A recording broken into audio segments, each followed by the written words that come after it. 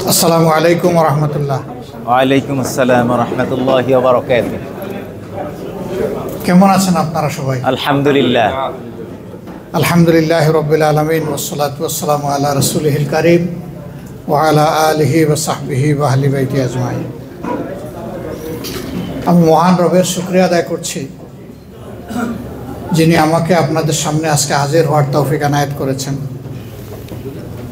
আজ থেকে 15 বছর আগে এই দেশটি সফর করার আগ্রহ তৈরি হয়েছিল। ভিসার জন্য আবেদন করলাম, ভিসাও মঞ্জুর হলো, কিন্তু দেশের অবস্থা, পারিপার্শ্বিকতা সব মিলে আমার পক্ষে এদিকে আর পাড়ি জমানোর কোনো পরিবেশও পেলাম না এবং সম্ভবও হলো না। তারপরে দ্বিতীয়বারও তারা আমাকে ভিসা দিলেন আরও 5 বছরের। এইটার এক্সপায়ারির 8 মাস আগে চিন্তা করলাম যে একবার অন্তত ঘুরে যাই, কিন্তু সেই যাত্রা এই দেশ আমাকে পছন্দ করলো না যে আমি আসি। আমি ইস্তাম্বুল এয়ারপোর্ট থেকে যখন আসার জন্য কাউন্টারে গেলাম চেক ইনের জন্য, আমাকে বলা হলো ইউকে এবং ইউএসের জন্য আলাদা একটা ডেজিগনেটেড ডেস্ক আছে, সেখানে আপনাকে যেতে হবে। তা আমার সাথে আরেকজন চিকিৎসক ছিলেন, আমরা 2 জন গেলাম। উনি মূলত আমাকেই সাপোর্ট দেওয়ার জন্য আসছিলেন আমার সাথে। ওনাকে পারমিট করা হলো, আমাকে বলা হলো you are barred from travelling to USA. আমি বললাম আলহামদুলিল্লাহ, কিন্তু আমার সঙ্গেই মন খারাপ করে কাদু কাদু অবস্থা, আজকেও তিনি এখানে উপস্থিত। তো আমি মাথায় পিঠে হাত বুলিয়ে বললাম যে দেখো, আল্লাহ তাআলা নিশ্চয়ই এর মাঝে বড় কোনো কল্যাণ রেখেছেন যেটা আমরা এখন উপলব্ধি করতে পারছি না। আল্লাহর উপরে আস্থা রাখো, এর মধ্যে কল্যাণ আছে। চলো, আমরা যাওয়ার কথা ছিল আটলান্টিকের পাড়ে, এখন আমরা আবার চলে যাই মক্কা মুআজ্জমায়। আমরা আসলে হজ করে বের হয়ে আসছিলাম, তখন উমরার একটা ভিসা নিয়ে আবার ঢুকলাম। কয়েকদিন কাটিয়ে 17 জুলাই গিয়ে দেশে ঢুকলাম 24 সালে। সেই দিন বিকাল থেকেই দেশ একদম ফুটন্ত থালার মতো হয়ে গেল। শেষ পর্যন্ত আলহামদুলিল্লাহ এর একটা এন্ডিং হলো 5th of August সেই বছরে। আল্লাহ তাআলা সাময়িকভাবে জাতিকে স্বস্তি দিয়েছেন, ওই জন্য আল্লাহর দরবারে শুকরিয়া আদায় করি। এরপরে এবারই ভিসা পাওয়ার পরে ভাবলাম যে একটু এই মুল্লুকটা দেখেও যাই, আর অনেক প্রিয় মানুষ আছেন, আপনজন আছেন, তাদের যদি একটু দোয়া পাই ভালোই লাগবে, এই জন্যই আসা। তো যে আল্লাহ আজকে আমার এটাকে পসিবল করেছেন, ইজি করেছেন, আমি আবারও সেই আল্লাহর দরবারে শুকরিয়া আদায় করছি আলহামদুলিল্লাহ। আলহামদুলিল্লাহ। আজকে এই সভাটার নাম দেওয়া হয়েছে মত বিনিময় সভা। তার মানে বিনিময় হতে হবে, টু ওয়ে কমিউনিকেশন। আমি শুধু বলবো আর আপনারা শুনবেন, বিষয়টা এমন হওয়া উচিত নয়। এই জন্যে আমি স্পন্টেনিয়াসলি আপনারা যারা বলতে চান, আপনারা প্রিয় দেশটাকে কিভাবে দেখতে চান, আর সেই ক্ষেত্রে আমাদের কাছে পার্টিকুলারলি আপনাদের এক্সপেকটেশনটা কী, যদি আপনারা খুব সংক্ষেপে আর্টিকুলেট করে এই কথাগুলো বলেন, এটা আমি আশা করি আমার জন্যে, আমার প্রিয় সংগঠনের জন্য, প্রিয় দেশের জন্য কাজে লাগবে ইনশাআল্লাহ। আমার সাথে লোকেরা আছে, তারা প্রপার নোটে এগুলো নেবেন। আমরা এগুলাকে ইভালুয়েট করব, চেষ্টা করব আপনাদের আন্তরিক এবং মূল্যবান যে পরামর্শগুলা, সেগুলাকে মূল্য দেওয়ার, মর্যাদা দেওয়ার সর্বোচ্চ চেষ্টা করব, এই আশায় যে এগুলো দেশের জন্য, জাতির জন্য কাজে লাগবে। তা আপনারা এখানে যারা এসেছেন, আমেরিকার বিশেষ করে নিউ ইয়র্কে অবস্থানরত সাংবাদিক ভাইয়েরা সবাই না, একটা অংশ আপনারা এসেছেন বলে আমার বিশ্বাস। তা আপনাদের পরিচয় হচ্ছে যে মিরর অফ দ্য সোসাইটি, এবং আপনারা নিজেরা হচ্ছেন এক একজন পাহারাদার, বিবেকের পাহারাদার, জাতির বিবেক বলা হয় আপনাদের। তা আপনাদের এই গুরুত্বপূর্ণ জায়গা থেকে, স্ট্রং অ্যাভিনিউ থেকে, প্রিয় জন্মস্থানের জন্য আপনারা ভালো কিছু দিবেন, এই প্রত্যাশায় আমি এখানে দাঁড়িয়েছি। আমি এবার আপনাদেরকে ইনভাইট করছি যে আপনারা যারা বলতে চান, আমাকে ডক্টর নকিবুর রহমান তারেক উনি সহযোগিতা করবেন ইনশাআল্লাহ। আমি পার্টিকুলারলি সবাইকে চিনি না, অনেকেই চিনি, কিন্তু অনেকে আবার পার্সোনালি আমি চিনি না। তবে আজকের পরে এই ফেসগুলো আশা করি আমার দিলের চোখের সামনে ভাসবে ইনশাআল্লাহ। ইনশাআল্লাহ। জি, আমরা একটা জেন্টলম্যানস এগ্রিমেন্ট করেছিলাম যে যারা এখানে সিনিয়র আছেন তাদেরকে দিয়ে শুরু করব। তো আমাদের ডক্টর ওয়াজেদ ভাই আছেন, ডক্টর ওয়াজেদ ভাইয়ের কাছে যদি একটু মাইক্রোফোন নিয়ে যাওয়া যায়, ওনাকে দিয়ে আমরা শুরু করি। সামনে সামনে সামনে সামনে উনি চিনতেছেন, চীনে একজন মানুষের হাতে দাও, মানে এই সোসাইটির সাথে। আমি ডক্টর ওয়াজেদ খান, সম্পাদক সাপ্তাহিক বাংলাদেশ পত্রিকা। আমি কি প্রশ্ন করবো না আমি আমার কিছু কথা বলতে পারবো? আপনি আমার কিছু মন খুলে বলবেন। ধন্যবাদ। প্রশ্ন আমার চেয়ে যে প্রশ্নগুলোর উত্তর আপনি চাইবেন, আমার বিলিভ যে আমার চাইতে আপনি কম জানেন না। ধন্যবাদ। জি, আমি বলতে চাচ্ছি যে 24-এর গণ অভ্যুত্থানের মধ্য দিয়ে বাংলাদেশের মানুষের মাঝে যে স্বপ্নের যে আশার সঞ্চার হয়েছে, আমরা বিগত 14 মাসে দেখেছি সেই আশা নিরাশায় পর্যবসিত হতে চলেছে। মূল যে আকাঙ্ক্ষা ছিল এই গণ অভ্যুত্থানের বৈষম্যহীন একটি বাংলাদেশ, যে বাংলাদেশে মানুষে মানুষের কোনো ভেদাভেদ থাকবে না, যে বাংলাদেশে মানুষ কথা বলতে পারবে, যে বাংলাদেশ সাম্য, ন্যায় বিচার, সামাজিক ন্যায় বিচার, গণতন্ত্র এবং মানবাধিকার সবকিছু ফিরে পাবে।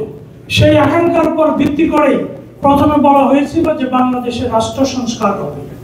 রাষ্ট্র সংস্কারের প্রথম ধাপে আমরা জানতে পারবো যে বাংলাদেশ একটি গণতান্ত্রিক দেশ হবে, যে দেশে পরিবারতান্ত্রিক রাজনীতি থাকবে না, ব্যক্তি পূজার রাজনীতি থাকবে না, রাজনৈতিক দলগুলোর ভেতর গণতন্ত্র থাকবে, রাজনৈতিক দলের ভেতর যে জবাবদিহিতা নিশ্চিত করা হবে, রাজনৈতিক দলগুলো কোত্থেকে অর্থ পায় এবং তারা কিভাবে এই অর্থ ব্যয় করে।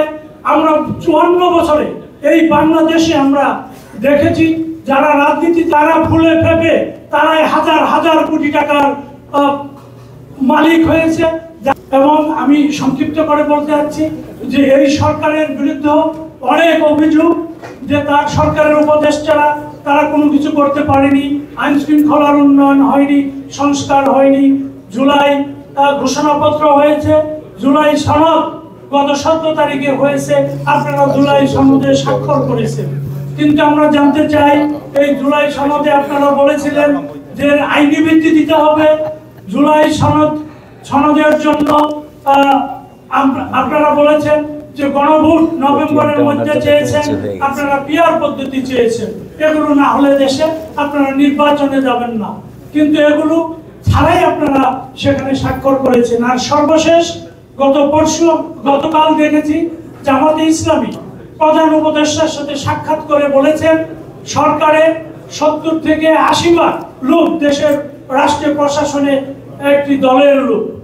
তারপরে অন্যান্য ক্ষেত্র, সামরিক বেসামরিক ক্ষেত্র, সব জায়গায় এদেরকে সরাতে বলেছেন। আমার প্রশ্ন হলো এদেরকে যদি সরানো না হয় এবং যে 3টি বিষয় আপনারা উত্থাপন করেছেন দাবি, সেগুলো যদি সরানো না করা হয়, আপনারা ফেব্রুয়ারির নির্বাচনে যাবেন কিনা? আর সর্বশেষ দাবি যে আপনারা এই দেশে, আমরা আশা করি এই নির্বাচনের মধ্য দিয়ে আমাদের আকাঙ্ক্ষা প্রবাসীদের প্রতি সবার পূরণ করবেন। আপনাকে অশেষ ধন্যবাদ। ধন্যবাদ আপনাকে আপনার গুরুত্বপূর্ণ পর্যবেক্ষণ, পরামর্শ এবং প্রশ্নের জন্য। এরপরে কাকে ইনভাইট করবেন? জি, অনেক ধন্যবাদ। এবার আমি একটু রতন তালুকদার থেকে একটা রিকোয়েস্ট, যেহেতু আমরা এখানে অনেকে আছি, একটু সংক্ষিপ্ত করলে আমরা সবাইকে সুযোগ দিতে পারবো। অনেক ধন্যবাদ। আসসালামু আলাইকুম, welcome to New York. Thank you so much.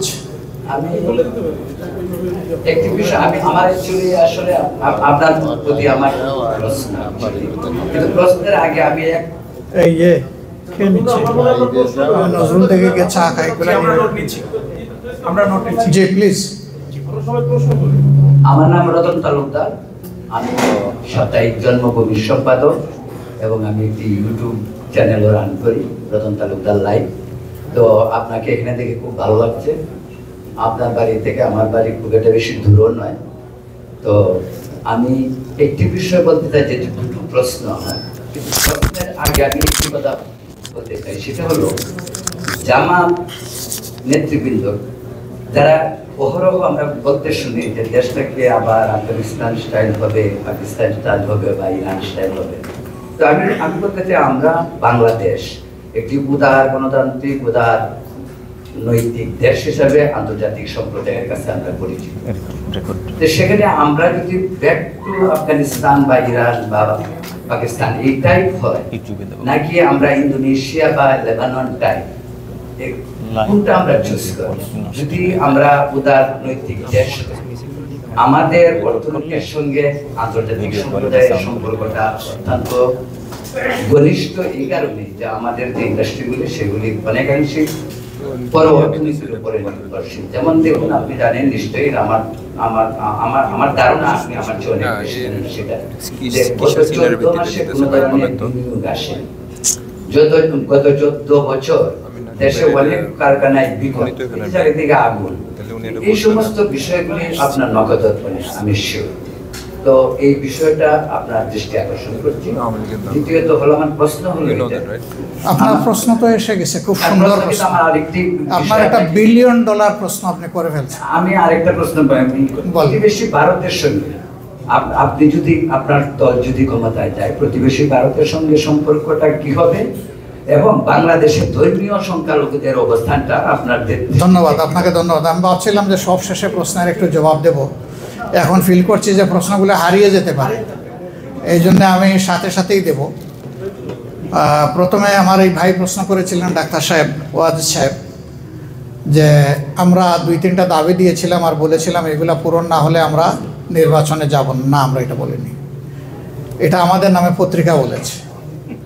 আমরা বলেছি যে এই জাতিগুলো আমাদের খুবই লিজিটিমেট, আমরা জাতির কল্যাণেই দাবি দিয়েছি, দলের কল্যাণে নয়। যদি এই দাবিগুলার যৌক্তিকতা প্রমাণিত হওয়ার পরেও কনসিডারেশনে নেওয়া না হয়, তাহলে আমরা চিন্তা করব যে এই নির্বাচনে আমরা যাব কি না। আমরা বলেছি এই ল্যাঙ্গুয়েজে, পত্রিকা আমাদের প্রতি আন্তরিক হওয়ার কারণে আরেক ধাপ অগ্রসর হয়ে তারা বলে ফেলেছে ওইটার সাথে আমরা নাই। সুতরাং আমরা যা করেছি বুঝে শুনেই করেছি, জাতির কল্যাণে করেছি। কিন্তু আপনারা লক্ষ্য করেছেন যে আমরা সাইন করার পরে আমরাই প্রথম দল এগুলাকে বাস্তব এবং আইনি ভিত্তি দেওয়ার জন্য আমরা রাস্তায় নামার প্রোগ্রাম নিয়েছি। এর আগে কিন্তু কেউ নেয় নাই, কারণ আমরা জানি যে এগুলা অ্যাবান্ডন হয়ে যাবে, ওই পুঁথিগত রেকর্ড হিসাবে থেকে যাবে, এগুলা অ্যাপ্লায়েন্সে আসবে না। আনতে হলে অবশ্যই একটু সজাগ করে দিতে হবে, একটু শাউটিং করতে হবে। সেই শাউটিংটাই আমরা করছি এবং করব, আমরা এখানে থামবো না। দাদা দুটো প্রশ্ন করেছেন, একটা হলো যে আমরা যদি দেশ পরিচালনার সুযোগ পাই তাহলে দেশটাকে আফগান হবে নাকি ইরান হবে নাকি ইন্দোনেশিয়া হবে না লেবানন হবে না পাকিস্তান হবে, সয়েন্স। আমরা যদি সুযোগ পাই এটা বাংলাদেশ হবে ইনশাল্লাহ, ইনশাআল্লাহ। এটা অন্য কোনো দেশ হবে না। আমাদের দেশের কৃষ্টি, কালচার, সভ্যতা, যুগের পর যুগ মিলেমিশে চলার যে সংস্কৃতি আমরা গড়ে তুলেছি, এইটার মধ্যে যে 2-4টা কালো দাগ পড়েছে ওইগুলোকে আমরা উপড়ে ফেলবো ইনশাল্লাহ, ইনশাআল্লাহ। যাতে এখানে দল ধর্মের ব্যবধানের কারণে জাতি আর বিভক্ত না হয় ইনশাআল্লাহ। আমরা এখন আর কোনো মেজরিটি মাইনরিটি এটাও আমরা স্বীকার করি না। আমরা বলি যে উই নিড ইউনিটি। আপনি যখনই মেজরিটি মাইনরিটি বলবেন তার মানে আপনি একটা দেশকে 2 ভাগে ভাগ করে ফেলবেন এবং এক দল আরেক দলের মুখোমুখি হয়ে যাবে। সেই কাণ্ড কারখানাটাই তো আমরা 54 বছর দেখেছি, ওটা আর আমরা দেখতে চাই না। আমার নাম আব্দুর রহিম, আমি জন্মগ্রহণ করে আমি মেজরিটি, আরেকজন নাম গোপাল চন্দ্র, সে ওখানে জন্মগ্রহণ করে সে মাইনরিটি। এর ভিত্তিতে একটা ডিসপ্যারিটি শুরু হয়ে গেল। আমরা ওই মেজরিটি মাইনরিটির ডিসপ্যারিটিতে আমরা নাই, আমরা এখানে ইকুইটি চাই। যে আমার কনস্টিটিউশন ধর্ম দেখে কাউকে অধিকার দেয়নি, নাগরিক দেখে অধিকার দিয়েছে। সুতরাং নাগরিক হিসাবে যার যেটা পাওনা সে দল কিংবা ধর্মের কারণে ওইটা থেকে বঞ্চিত হবে না। আমরা এখানে ইকুইটি মেনটেন করতে চাই, নট ইকুয়ালিটি। আপনার হাইট আমার হাইট সমান না, আপনার মেধা আমার মেধা সমান না, আপনার যোগ্যতা আমার যোগ্যতা সমান না, কিন্তু আল্লাহ আমাকে যেটা দিয়েছেন আমি যেন আমার সেই অধিকারটা পাই, আরেকজনকে যেটা দিয়েছেন সে যেন তার অধিকারটা পায়। আমরা সেই অধিকারটাই নিশ্চিত করতে চাই। এই জন্য ইনশাল্লাহ ওইটা হবে না। এরপরের প্রশ্ন আপনার ছিল আমাদের প্রতিবেশী ভারত, ভারতের সাথে আমাদের রিলেশন কি হবে। আমরা সবসময় যে কথাটা বলে এসেছি যে মানুষ নিজে তার জায়গা শিফট করতে পারে কিন্তু প্রতিবেশী বদলাইতে পারে না। আমরা আমাদের প্রতিবেশীকে রেসপেক্ট করতে চাই, সিমিলারলি আমাদের প্রতিবেশীর কাছ থেকেও আমরা আমাদের পাওনা রেসপেক্ট বুঝাই। এটা হতে হবে মিউচুয়াল রেসপেক্টের ভিত্তিতে। অ্যানাদার ইকুইটি এখানে আমরা ইকুয়ালিটি বলছি না। ভারত বাংলাদেশের চাইতে 26 গুণ বড় একটা দেশ, দুনিয়ার সবচেয়ে বড় পপুলেশনের দেশ। তাদের রিসোর্স, তাদের ম্যান পাওয়ার, তাদের land huge than we people.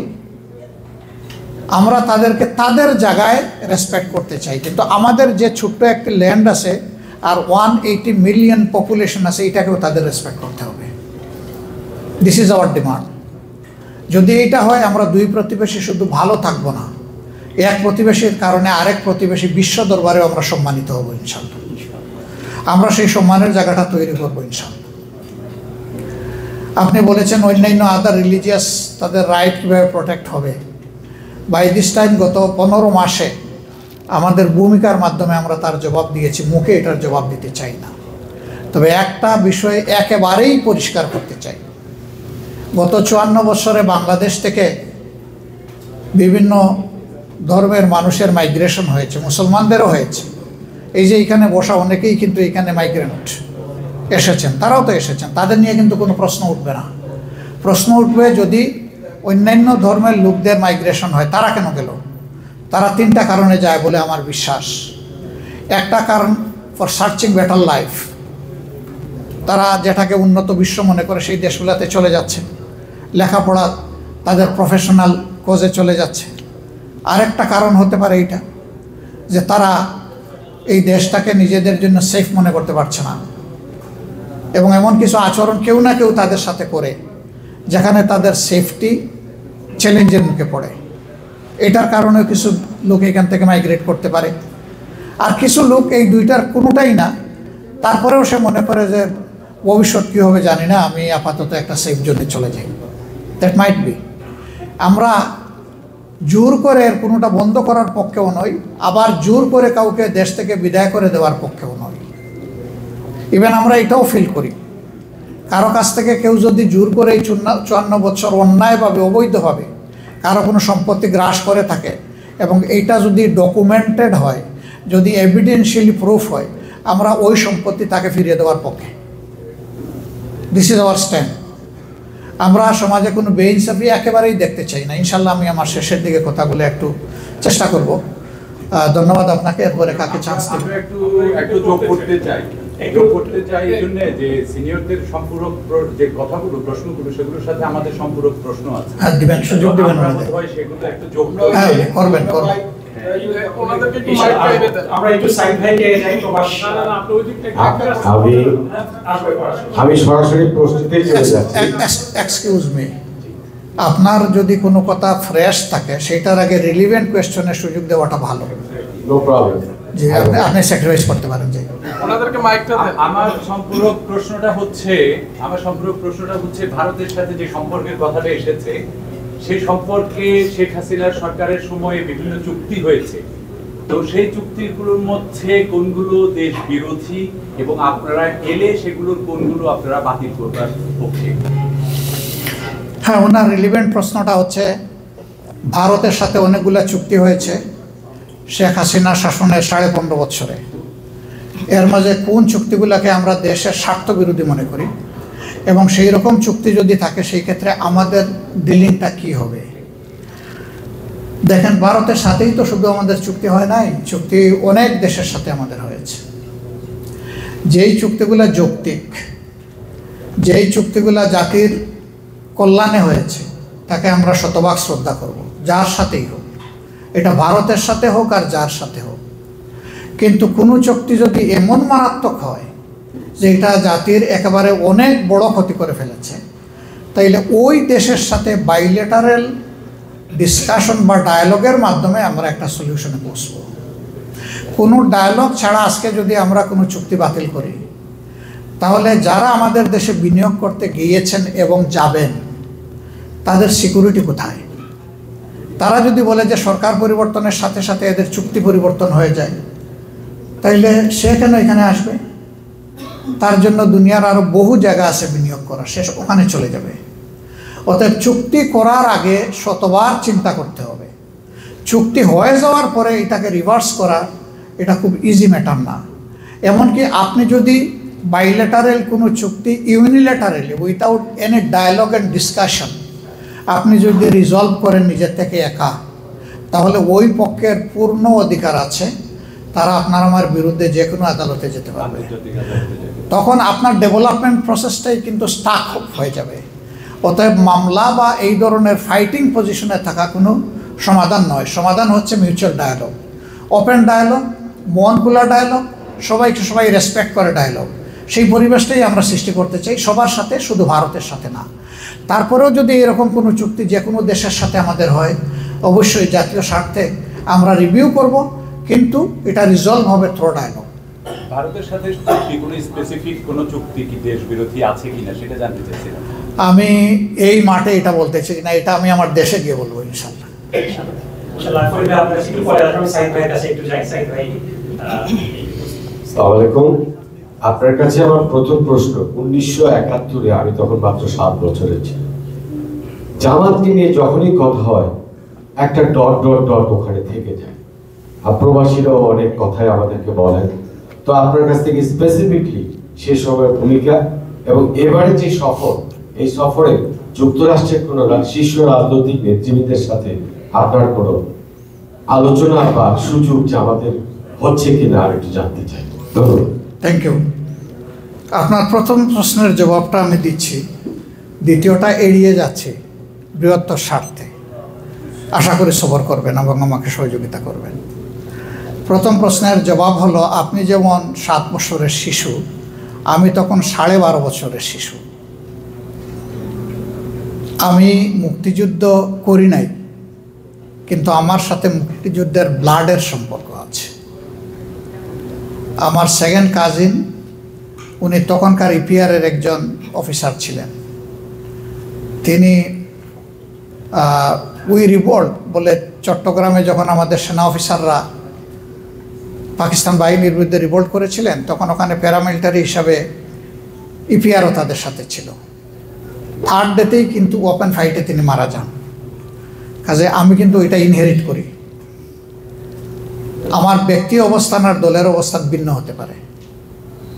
তখন আমার বয়সও হয়নি কোনো রাজনীতি করার, কিন্তু স্রোতের তালে আমিও কোনো না কোনো একটা সংগঠনের হাতে লেখা পোস্টারের কর্মী। সেই সংগঠনটা কিন্তু কোনো ইসলামী সংগঠন না, এটা ভিন্ন প্ল্যাটফর্ম। তবে যা দেখেছি, এই আদো বুঝ নিয়ে যা দেখেছি, তাতে অবশ্যই তখন বাংলাদেশে বা তৎকালীন পূর্ব পাকিস্তানে অনেক ক্ষয়ক্ষতি হয়েছে, এটা কেউ অস্বীকার করতে পারবে না। পাকিস্তানের 23 বছর শাসন করেছে মূলত সামরিক শাসকরা এবং মুসলিম লীগ, এই দুইটা মিলে। 70-এর নির্বাচন ছিল 23 বছরের মাথায় পাকিস্তানের প্রথম সাধারণ নির্বাচন। এর আগে আর সাধারণ নির্বাচন হয়নি। তখন বেসিক ডেমোক্রেসির আন্ডারে যারা মেম্বার চেয়ারম্যান ছিলেন তাদের ভোটেই কিন্তু প্রেসিডেন্ট নির্বাচিত হতেন, এমপিরাও নির্বাচিত হতেন, এমএনএরাও নির্বাচিত হতেন। সেখানে দুটো ছিল, প্রভিন্সিয়াল অ্যাসেম্বলি এবং ন্যাশনাল অ্যাসেম্বলি। ফলে এটাই ছিল জাতিরাষ্ট্র হিসাবে প্রত্যেকটি ম্যাচিউর নাগরিকের প্রথম ভোট দেওয়ার সুযোগ, সরাসরি তার শাসক নির্বাচনের জন্য। সেই বছর ভোটের এই দৌড়ে পশ্চিম পাকিস্তানে ভুট্টো সাহেব 72টি আসন পেয়েছিলেন। অন্যান্য আসনগুলা বিভিন্ন দলের মধ্যে ভাগ হয়েছিল। আর পূর্ব পাকিস্তানের 162টি আসনের মধ্যে 2টি ছাড়া সবগুলো উইন করেছিল আওয়ামী লীগ, 160টি আসন। ফলে 300 আসনের যে জাতীয় পরিষদ, সেখানে সংখ্যাগরিষ্ঠতা পেয়ে গেল আওয়ামী লীগ। আমরা ইতিহাস থেকে যেটা দেখি, জামাতই প্রথম দল পূর্ব পাকিস্তানে মিছিল বের করে বলেছে, নির্বাচিত দলের হাতে ক্ষমতা দিন। এটা মার্চের 1 তারিখ। যখন অনিশ্চিত হয়ে পড়ল, যখন ঢাকা সংসদ অধিবেশন স্থগিত হয়ে গেল, আশঙ্কা যখন দেখা দিল, পরবর্তী পর্যায়ে বিষয় অন্যদিকে গড়ালো। শেখ মুজিবুর রহমান সাহেব 25শে মার্চের দিনগত রাত্রে অ্যারেস্ট হলেন। সিনিয়র লিডাররা তারা সরে গেলেন। যে যেদিকে পারেন আশ্রয় নিয়েছেন, এবং 26-27 তারিখের দিকে পরস্পর দুইটি ডিক্লারেশন আসলো, স্বাধীনতার ঘোষণা আসলো। প্রথমে এক ধরনের, পরে আবার একটু রিভিউ করে আরেক ধরনের। এরপরেই মুক্তিযুদ্ধ আস্তে আস্তে অর্গানাইজ হয়। 9 মাস এই যুদ্ধ চলে। এই যুদ্ধ চলাকালীন সময়ে উভয় পক্ষে প্রচুর মানুষ হতাহত হয়েছে। যুদ্ধ শেষে 10 জানুয়ারি যখন শেখ মুজিব সাহেব, 8 জানুয়ারি উনি মুক্তি পান করাচির কারাগার থেকে, তারপরে উনি হিথ্রোতে যান, মানে লন্ডন হয়ে হিথ্রোয়ে তিনি বাংলাদেশে আসেন। তো তিনি আসার পরে ক্ষমতা হাতে নেন এবং তিনি 4.5 বছরের মতো সময় পান দেশ পরিচালনা করার। সেই সময় দুটি আইন হয়েছিল, একটি যুদ্ধ অপরাধ আইন আর একটা হয়েছিল কোলাবরেটর আইন। এই দুই আইনে 24,000 লোকের বিরুদ্ধে মামলা হয়, আর যুদ্ধ অপরাধী হিসাবে 195 জনকে ফাইনাল করেন শেখ মুজিব সাহেব নিজের হাতে, যার মধ্যে পূর্ব পাকিস্তানি কোনো নাগরিক ছিলেন না, সবাই ছিলেন পশ্চিম পাকিস্তানের লোক এবং সামরিক বাহিনীর লোক। কিন্তু পূর্ব পাকিস্তানের এই যে 34,000 লোক যারা ছিলেন, তারা সবাই কোলাবরেটর আইনে কিন্তু প্রসিকিউটেড হন। আপনারা দেখেছেন যে আমাদের কিছু সিনিয়র নেতৃবৃন্দকে ট্রাই করা হয়েছে আন্তর্জাতিক আদালতের নামে, একটা আদালতে তাদের কারো নামে, শেখ মুজিবুর রহমান সাহেব জীবিত থাকা অবস্থায় তখন 422টি থানা ছিল পূর্ব পাকিস্তানে, কোনো একটি থানায় মামলা তো দূরের কথা, একটা জিডিও ছিল না। যখন ঘটনা তাজা, সাক্ষী জীবিত, আলামত একেবারেই স্পষ্ট, তখন কিছু ছিল না। হ্যাঁ, আমরা ধরে নিলাম 2-4 জন থাকলে হয়তো বা এটা কোনোভাবে ভুলে এক্সকেপ হয়ে গেছে, পরবর্তী যে কোনো সময় তাদের নামেই মামলাটা হতে পারত।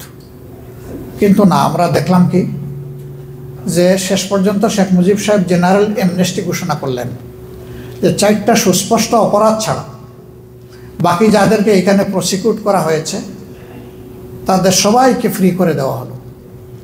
সবুর খান সাহেব, মালেক সাহেব, নুরুল আমিন সাহেব সবাই কিন্তু এই সুযোগ বেনিফিট পেলেন, তারা জেলে ছিলেন সবাই। বাকি সবাইকে তিনি ক্ষমা করে দিলেন। 4টা অপরাধ কি? যেন মানুষ খুন করেছেন, দর্শন করেছেন, লুণ্ঠন করেছেন, অগ্নিসংযোগ করেছেন। স্পেসিফিক অভিযোগ যাদের বিরুদ্ধে আছে তাদেরকে কোনো জেনারেল অ্যামনেস্টির আন্ডারে আনা হয়নি, সাধারণ ক্ষমার আওতায় তারা আসেন। এখানেও কিন্তু জামাতের লোক নাই। আপনারা রিসেন্টলি দেখছেন, একটা পুরানা, অনেকে বলবে যে সেই পুরানা কাহিনী আমরা জানিও না, এগুলো শুনেও লাভ নাই। রিসেন্টটা দেখেন, শেখ হাসিনা সরকারের আমলে মুক্তিযুদ্ধ বিষয়ক তো একটা মন্ত্রণালয় আছে, তার ইনকামবেন্ট মিনিস্টার ছিলেন আ.ক.ম. মোজাম্মেল। তার নেতৃত্বে 10,000 রাজাকারের একটা তালিকা তৈরি হয়েছে। সেই তালিকায় 8,000-এর ঊর্ধ্বে লোক বিলংস টু আওয়ামী লীগ। 1,000 অল্প আরেকটা দল, 37 জন মানুষের নাম এসেছে, তারা জামাতে ইসলামীর সাথে রিলেটেড। ওখানে প্রত্যেকের দলীয় পরিচয় লেখা ছিল, কে কোন দলে আছে। কিন্তু আনফর্চুনেটলি আমার ভাই যে প্রশ্ন করেছেন যে জামাতের বিষয়টা যখনই আসে তখন 71-এর ওই বিষয়টা চলে আসে, তাহলে কি 71-এ জামাতের কোনো ভূমিকা ছিল না? অবশ্যই ছিল। জামাত তখন ফিল করেছিল যে পাকিস্তান ইউনাইটেড থাকা দরকার। তখনও কিন্তু পাকিস্তান, আওয়ামী লীগের বহু লিডার পাকিস্তান সরকারের আন্ডারে চাকরি করেছেন, বেতন নিয়েছেন, এমনকি আওয়ামী লীগের লিডার পরিবারের অনেকে তৎকালীন পাকিস্তানের সরকারের রেশন নিয়েছে, বেনিফিট নিয়েছে। আমাদের কোনো আপত্তি নাই, বিপদের সময় এটা সরকারের দায়িত্ব নাগরিকদেরকে দেখা দেখেছে যে সে কোন দলের, এটা আমাদের দেখার ব্যাপার না, সেগুলো বাস্তবতা। 14 ডিসেম্বর পর্যন্ত বাংলাদেশের প্রায় 90% জায়গায় পাকিস্তানের পতাকা উড়েছে। অফিস আদালতে পাকিস্তানের নামে সবাই চাকরি করেছে। 15 তারিখ থেকে এই সিনারি পুরোপুরি চেঞ্জ হয়ে গেছে। পরবর্তী 2 দিনে ওই পতাকাও নেমে গেছে, চাকরিও বন্ধ হয়ে গেছে। এর আগ পর্যন্ত পূর্ব পাকিস্তানে যারাই কাজ করেছেন তারা পাকিস্তানকে মেনে নিয়ে কাজ করেছেন। এখন এটা বলতে পারেন জনপ্রত্যাশার এগেইনস্ট, জনপ্রত্যাশা ছিল যে পাকিস্তানের শাসকরা চলে যান, বাংলাদেশ স্বাধীন হয়ে যাক, জামাত এটাকে সম্মান করলো না কেন? এটা একটা লিজিটিমেট প্রশ্ন। করলে ভালো হতো, করা উচিত ছিল, এই ব্যাপারে আমার কোনো দ্বিমত নাই। বাট এই আনসারের উপযুক্ত ব্যক্তিটা আমি না। কারণ আমাদের যে সমস্ত নেতৃবৃন্দ তখন যারা ছিলেন, কোন প্রেক্ষাপটে তারা কোন ডিসিশন নিতে বাধ্য হয়েছেন সেটা তারাই ভালো বলতে পারে। তাদের জীবদ্দশা এই সমস্ত প্রশ্নের বহুবার উত্তর তারা দিয়েছেন। এখন জাতির কিছু কিছু লোক বলতো যে ধরে নিলাম যে আপনারা স্পেসিফিক কোনো ক্রাইম করেন নাই, তারপরেও আপনাদের পলিটিক্যাল এই ডিসিশনটা জাতি মেনে নেয় নাই, আপনারা তো একটা অ্যাপোলজি দিলেই পারেন। এই অ্যাপোলজি আমরা মিনিমাম 3 বার দিয়েছি। প্রফেসর গুলাম আজম সাহেব দিয়েছেন, মৌলানা মতিউর রহমান নিজামী সাহেব দিয়েছেন, এবং আমি দিয়েছি। এই কিছুদিন আগে মাত্র এটিএম আজহারুল ইসলাম সাহেব যখন ফ্রি হলেন জেল থেকে, তখন আমি বলেছি শুধু 71 না, 47 সাল থেকে শুরু করে জামাতে ইসলামীর দ্বারা কেউ যদি কোনো কষ্ট পান, কারো যদি কোনো ক্ষতি হয়ে থাকে, আমি সব ব্যক্তি এবং সংগঠনের পক্ষে নিঃশর্তে আমি আপনাদের কাছে ক্ষমা চাই, আপনারা আমাদেরকে ক্ষমা করে দেবেন। আজকের দিন পর্যন্ত আমরা ভুল করি না। এই কথা বলবো কিভাবে? আমরা মানুষ, আমাদের সংগঠন একটা মানুষের সংগঠন। আমাদের 100টার মধ্যে 99টা ডিসিশন সঠিক, একটা তো বেঠিক হইতে পারে। সেই বেঠিক একটা ডিসিশনের জন্য আমার জাতির তো কোনো ক্ষতি হতে পারে। তাহলে সেই ক্ষেত্রে আমার কোনো ডিসিশনে জাতির ক্ষতি হলে আমার মাপ চাইতে অসুবিধা কোথায়? এখন মাপ চাওয়ার পরে বলে যে এই ল্যাঙ্গুয়েজ চাইলে হবে না, ওই ল্যাঙ্গুয়েজে চাইতে হবে। আরে বাবা, এই আরেকজন বিনা শর্তে মাপ চাইলাম, কোনো শর্তও দিলাম না, তারপর আর বাকি থাকলো কোনটা এটা তো বুঝি না। আজকে আবার একদম প্রকাশ্যে বলে গেলাম যে 47 থেকে শুরু করে 2025 সালের আজকে কত 22 অক্টোবরের এখন কয়টা বাজে? এই যে এখানকার টাইম 8:11 এই পর্যন্ত আমাদের দ্বারা যে যেখানে যত কষ্ট পেয়েছেন, আমরা বিনা শর্তে যারা কষ্ট পেয়েছেন তাদের কাছে মাপ চাই। এটা গোটা জাতি হইলেও চাই, ব্যক্তি হইলেও চাই, কোনো অসুবিধা নেই। আমি এই কথা জীবনে বলি নাই, আমার কোনো সহকর্মী বলেন নাই, আমাদের সিনিয়র যারা ছিলেন তারা বলেন নাই যে আমরা সকল ভুলের ঊর্ধ্বে। কোনো দল যদি দাবি করে সকল ভুলের ঊর্ধ্বে, অবশ্যই জাতি এটা মানবে না। তা আমাদেরটা মানবে কেন? তা আমাদের ওরকম যত ভুল হয়েছে, জানা ও জানা, এই ভুলগুলো যারা শুধরে দিয়েছেন আমরা তাদের কাছে কৃতজ্ঞ। আর এই ভুলের দ্বারা যদি কেউ ক্ষতিগ্রস্ত হন, আমরা তাদের কাছে ক্ষমা প্রার্থী। আর কিছু বলার আছে বলেন? This is very clear and loud. এরপরে বলবে যে নিউ ইয়র্কে গিয়ে শফিকুর রহমান ক্ষমা চেয়ে আসছে, দেশের বুকে ক্ষমা চায় নাই। ভাই, আমি দেশেও চেয়েছি, আমার মুরব্বীরাও চেয়েছে, এখানেও চাইলাম, যখনই সুযোগ পাইব তখনই চাইব। আবার কেউ কেউ আমাদেরকে এরাও বলে একটা দল আমাদের দেশে আছে, বেশি বেশি ক্ষমা চায়। কারণ ক্ষমা চাওয়া অপরাধ। তাহলে ভাই, শুধু 71ই ভুল করেছি, আর করি নাই। আর যারা আমাদেরকে ক্ষমা চাইতে বলে তারা ফেরেশতার দল। আমরা অন্যদের সম্পর্কে এই প্রশ্নগুলো এইখানে তুলি না, যে অতীতের প্রশ্ন যত তোলা হবে জাতি তত বিভক্ত হবে। আমাদের ঝুলিতে কিছু নাই বলে মনে করেন? প্রশ্ন তোলার বহু কিছু আমাদের ঝুলিতে আছে। আমি একজন তরুণ মানুষ, আমি তো রক্ষী বাহিনীর চাবুকের শিকার। আমি এই প্রশ্ন আজকে যদি তুলি, আমার মা বাপের দুয়াল্লা আমাকে বাঁচাইয়া রাখছেন, এই চাবুকের নিচ থেকে তো অনেককে ফিরে আসে নাই। সেই প্রশ্নগুলো আজকে তুলতে পারেন না আপনারা সাংবাদিক মহল? যে একটা স্বাধীন দেশে, গণতান্ত্রিক দেশে এরকম একটা পেটোয়া বাহিনীর দরকারটা কি ছিল, যাদের হাতে আনলিমিটেড পাওয়ার দেওয়া হয়েছিল। They can do anything with full amnesty. তাদের কোনো ব্যাপারে কোনো প্রশ্ন করার তখন কোনো সাহস কারো ছিল না। That was the scenario of Bangladesh. 35,000 people been killed without any judicial process. They became victim of extra judicial killing. এমনকি একজন মুক্তিযোদ্ধা, তিনি মারা যাওয়ার পরে সংসদের ভিতরে তো উল্লাসত করা হয়েছে। কই আমরা তো এগুলো নিয়ে কথা তুলি না। আমরা চাই না যে এই জাতি চিংড়ি মাছের মতো লাফাইতে গিয়ে শুধু পিছনের দিকে যায়, এই জাতির কোনো ভবিষ্যৎ নেই। উই আর ফরওয়ার্ড লুকিং, আমরা সামনে দেখতে চাই। প্রিয় জাতিকে একসাথে বুকে জড়ায় ধরে আমরা সামনে যেতে চাই ইনশাআল্লাহ। ইনশাআল্লাহ। এই জন্যই আমরা জাতিতে কোনো ডিভিশন চাই না, আর ওই সমস্ত বিষয় নিয়ে ঘাটতেও চাই না। আল্লাহ আমাদেরকে মাফ করুন। আমিন। আমরা একটু ফরিদ ভাইকে আপনি ফরিদ ভাই পরে তারপরে ইনশাআল্লাহ। আমি কি বসে বলতে পারি না? না না, এজ ইউ ফিল কমফর্ট। আমি কমফোর্টেবল। জি বলুন। আমার স্পেসিফিক দুটো প্রশ্ন ছোট করে করব। প্রথমত হচ্ছে যে বিএনপি এবং জামাত ইসলামের দীর্ঘদিনের আমরা একটা জোটবদ্ধ আন্দোলন এবং বিভিন্ন একসাথে দেখেছি। বিএনপি, আচ্ছা আমি পুষাই দেবো, অসুবিধা নেই, আমি তো আছি আপনার কমপ্লিমেন্টারি। ওকে, বিএনপি এবং জামাত ইসলামের মধ্যে এই যে সম্পর্কটা ভেঙে যাওয়া, এত খারাপ সম্পর্কটা কি কারণে হলো, এটা নেপথ্যের কারণটা জানতে চাই। আরেকটা বিষয় হচ্ছে যে আপনারা জুলাই সনদে যেদিন স্বাক্ষর করলেন, এর পরের দিন থেকে এনসিপি নেতা নাহিদ ইসলাম বলেছেন জামাত কখনোই সংস্কারমূলক আলোচনা অংশ নেয়নি, তারা করেছে প্রতারণা। নাসিরউদ্দিন পাটোয়ারি বলেছেন জামাতের রাষ্ট্র ক্ষমতায় যাওয়ার প্রশ্নই আসে না। সামান্তা শারমিন বলেছেন আওয়ামী লীগ ও জামাত মুদ্রার এপিঠ ওপিঠ। আর হান্নান মাসুদ বলেছেন জামাতের কার্যক্রম এরশাদের মতো। এদের সাথে হঠাৎ করে আপনাদের এই স্বাক্ষর করার পরে সম্পর্কটা কেন খারাপ হলো? ওরা কেন আপনাদের আমার একটা সম্পূর্ণ প্রশ্ন আছে। না, উনি শেষ করুন।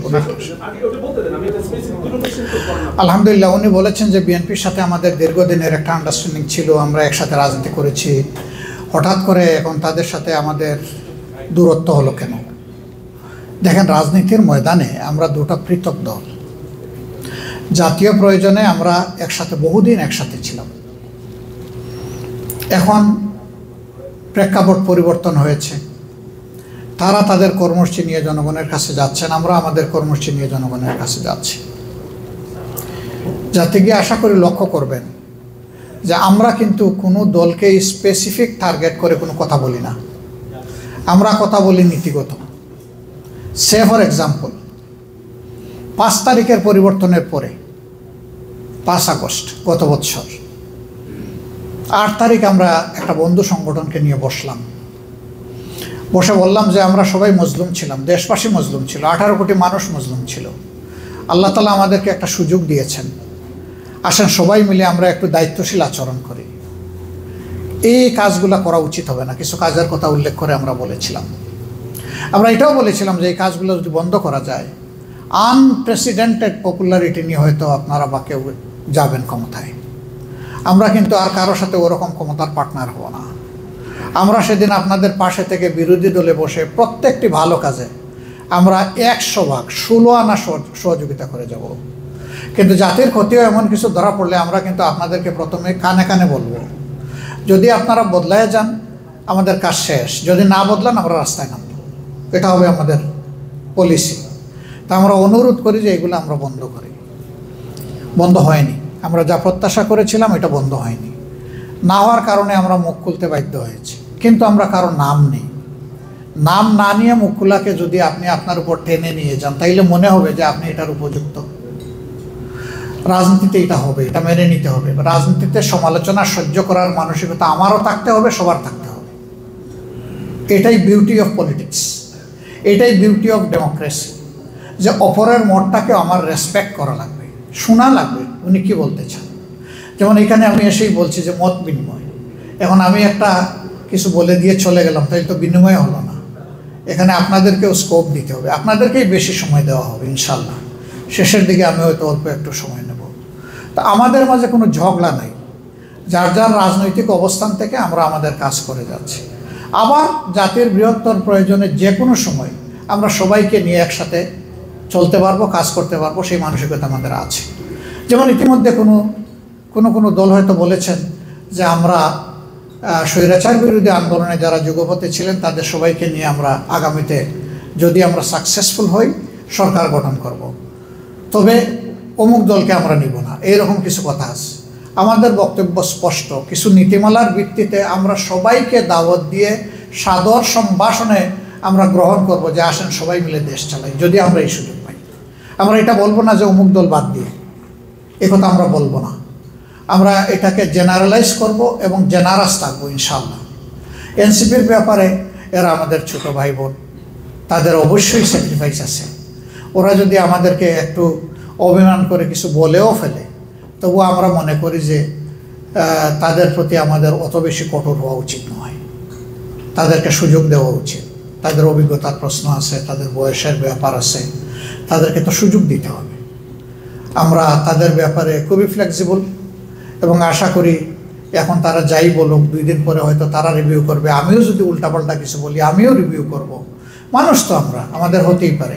এটাকে আমরা খুব বড় করে দেখছি না। ধন্যবাদ আপনাকে। আমার একটা জিনিস জানার আছে, জামাতে ইসলামী বর্তমানে আমেরিকা, ইউরোপিয়ান সহ পশ্চিমা দেশের সাথে খুবই সুসম্পর্ক, একটা স্বর্ণযুগ। তারপর জামাতে ইসলামকে আমেরিকা এসে জামাতে ইসলামী যুক্তরাষ্ট্র শাখা না দিয়ে যে কোয়ালিশন বাংলাদেশ অপবাদ এই নামটা নিচ্ছে, বিশেষ করে গত জুলাই আন্দোলনের আপনাদের সহযোগী সংগঠন শিবিরের যে একটা গুপ্ত পরিচয় নিয়ে একটা অভিযোগ আছে, তো জামাত আমেরিকাতে ওই অভিযোগের সত্যতাই প্রকাশ করতে নিজস্ব নামে কেন আসছে? জামাত একমাত্র সংগঠন যেটা আমাদের আরপিও এবং সংগঠনকে সম্মান করে। আপনি কি শুনছেন আমার কথা? প্রশ্ন করেছেন তো, এখন কষ্ট করে একটু শুনবেন। আমাদের আরপিও অনুযায়ী বিদেশের মাটিতে কোনো ব্রাঞ্চ কোনো বাংলাদেশি সংগঠনের, রাজনৈতিক সংগঠনের থাকতে পারবে না। We maintain it, not only in America, everywhere in the world. আমরা এটাকে রেসপেক্ট করি। আমাদের কোনো ব্রাঞ্চ এখানেও নাই, কোনো জায়গায়ও নাই। তবে সারা দুনিয়ায় যারা একই উদ্দেশ্য নিয়ে কাজ করবেন, সে ভিন্ন ভাষার, ভিন্ন দেশের মানুষ হলেও তার প্রতি আমাদের নৈতিক সমর্থন থাকবে। কারণ আমাদের কাজটা হচ্ছে হিউম্যানিটিকে ফ্লারিশ করা, হিউম্যান রাইটসকে আপহোল্ড করা এবং মানুষের এভরি সিটিজেন রাইটস যেগুলো আছে এটাকে এনশিওর করা। এই কাজ যারাই করবে, সে কোন দেশের, কোন ধর্মের, কোন বর্ণের, গায়ের রং কি, মুখের ভাষা কি, এটা আমাদের কাছে ইম্যাটেরিয়াল। আমরা সবাই একই চিন্তা চেতনায় চলি এবং আমরা মনে করি যে আমরা পরস্পরের কমপ্লিমেন্টারি। থ্যাংক ইউ আপনাকে।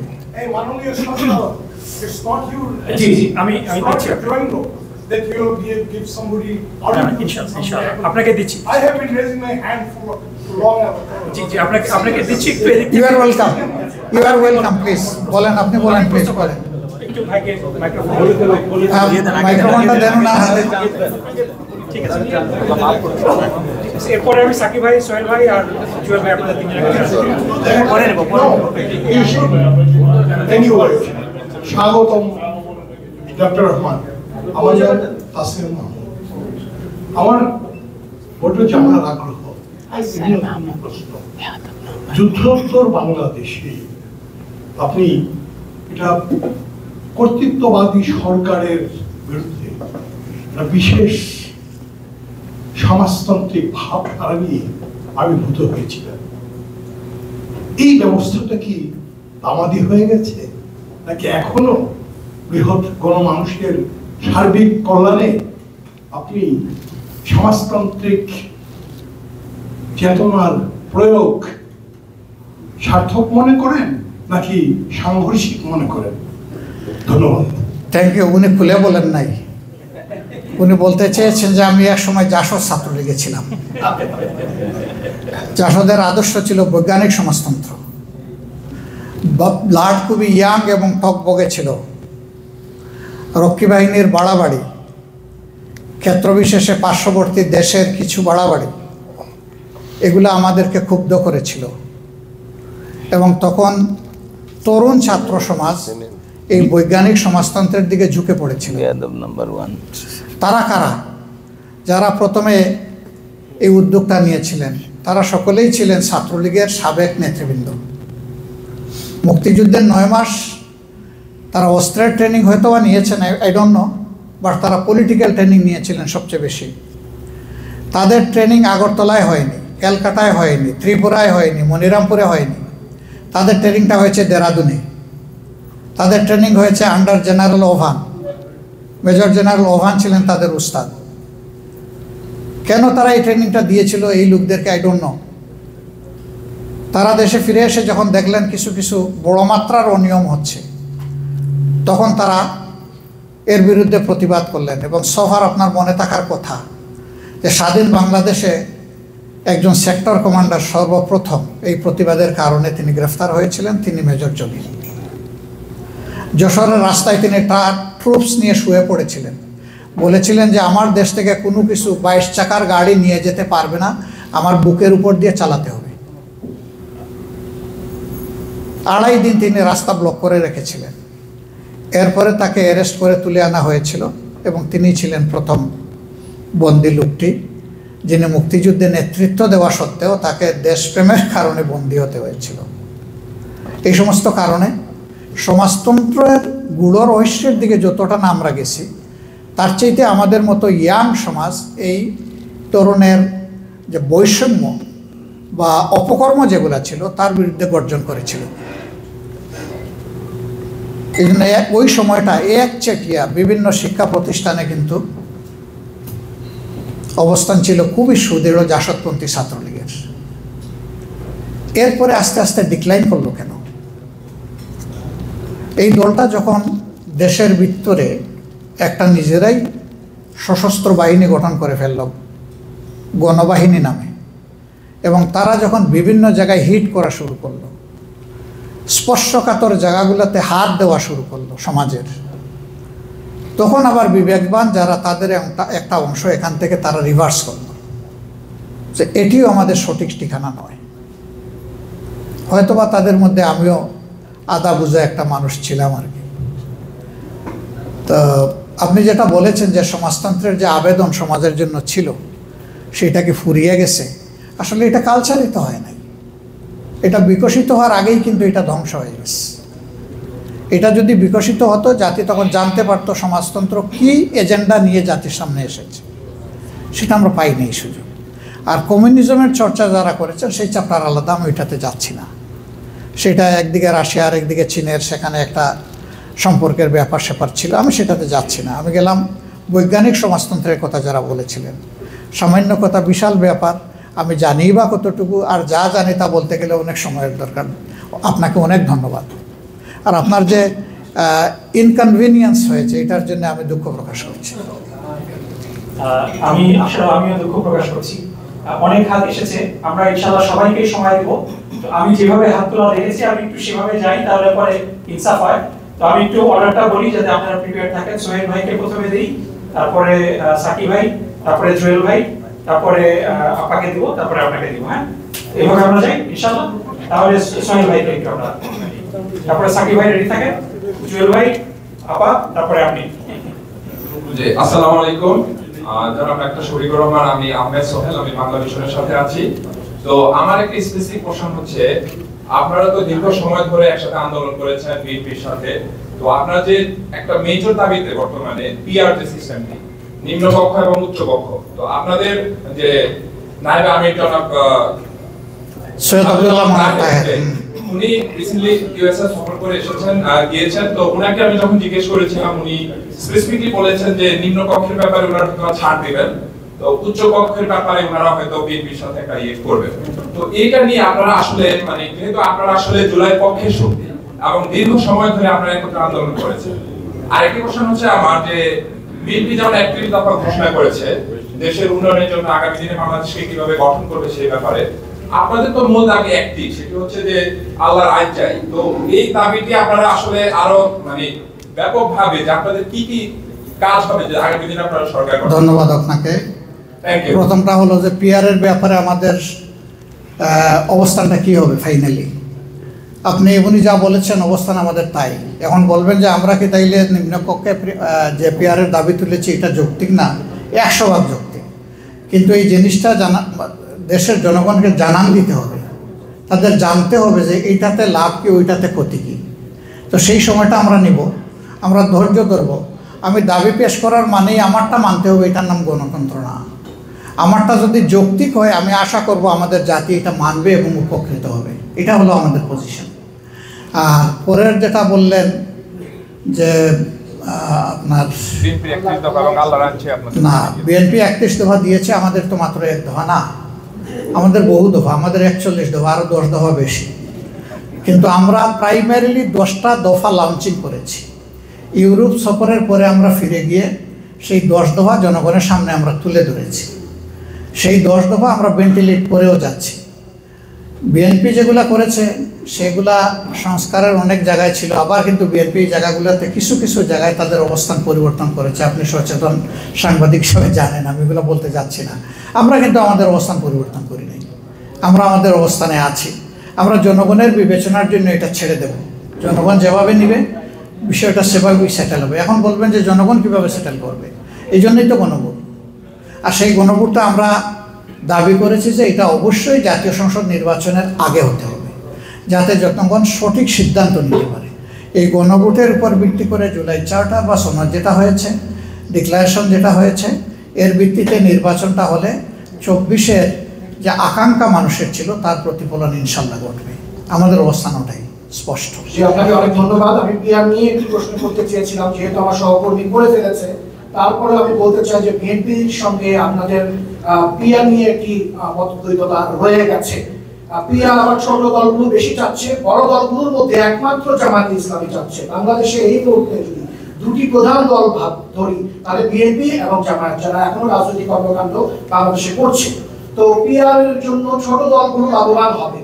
জামায়াতে ইসলামী 4 মাস পরে নির্বাচন, সেই নির্বাচনের আগে আরেকটি নির্বাচন কিংবা পিআর পদ্ধতি নিয়ে তারা এত কেন তারা গুরুত্ব দিচ্ছে, এবং এই কারণে সরকার বারবার বলার পরেও নির্বাচন নিয়ে কিন্তু দেশে প্রবাসে এক ধরনের শঙ্কা আছে, অনিশ্চয়তা এখনো রয়ে গেছে। জামায়াতে ইসলামী এবং আপনি মনে করেন কিনা যে বাংলাদেশের নির্বাচন যথাসময়ে ফেব্রুয়ারিতে রোজার আগেই হবে? এই দুটি প্রশ্ন আপনার কাছে। ধন্যবাদ। 3টা প্রশ্ন। একটা হলো যে এই পিআর নিয়ে আমরা এত টানাটানি কেন করি,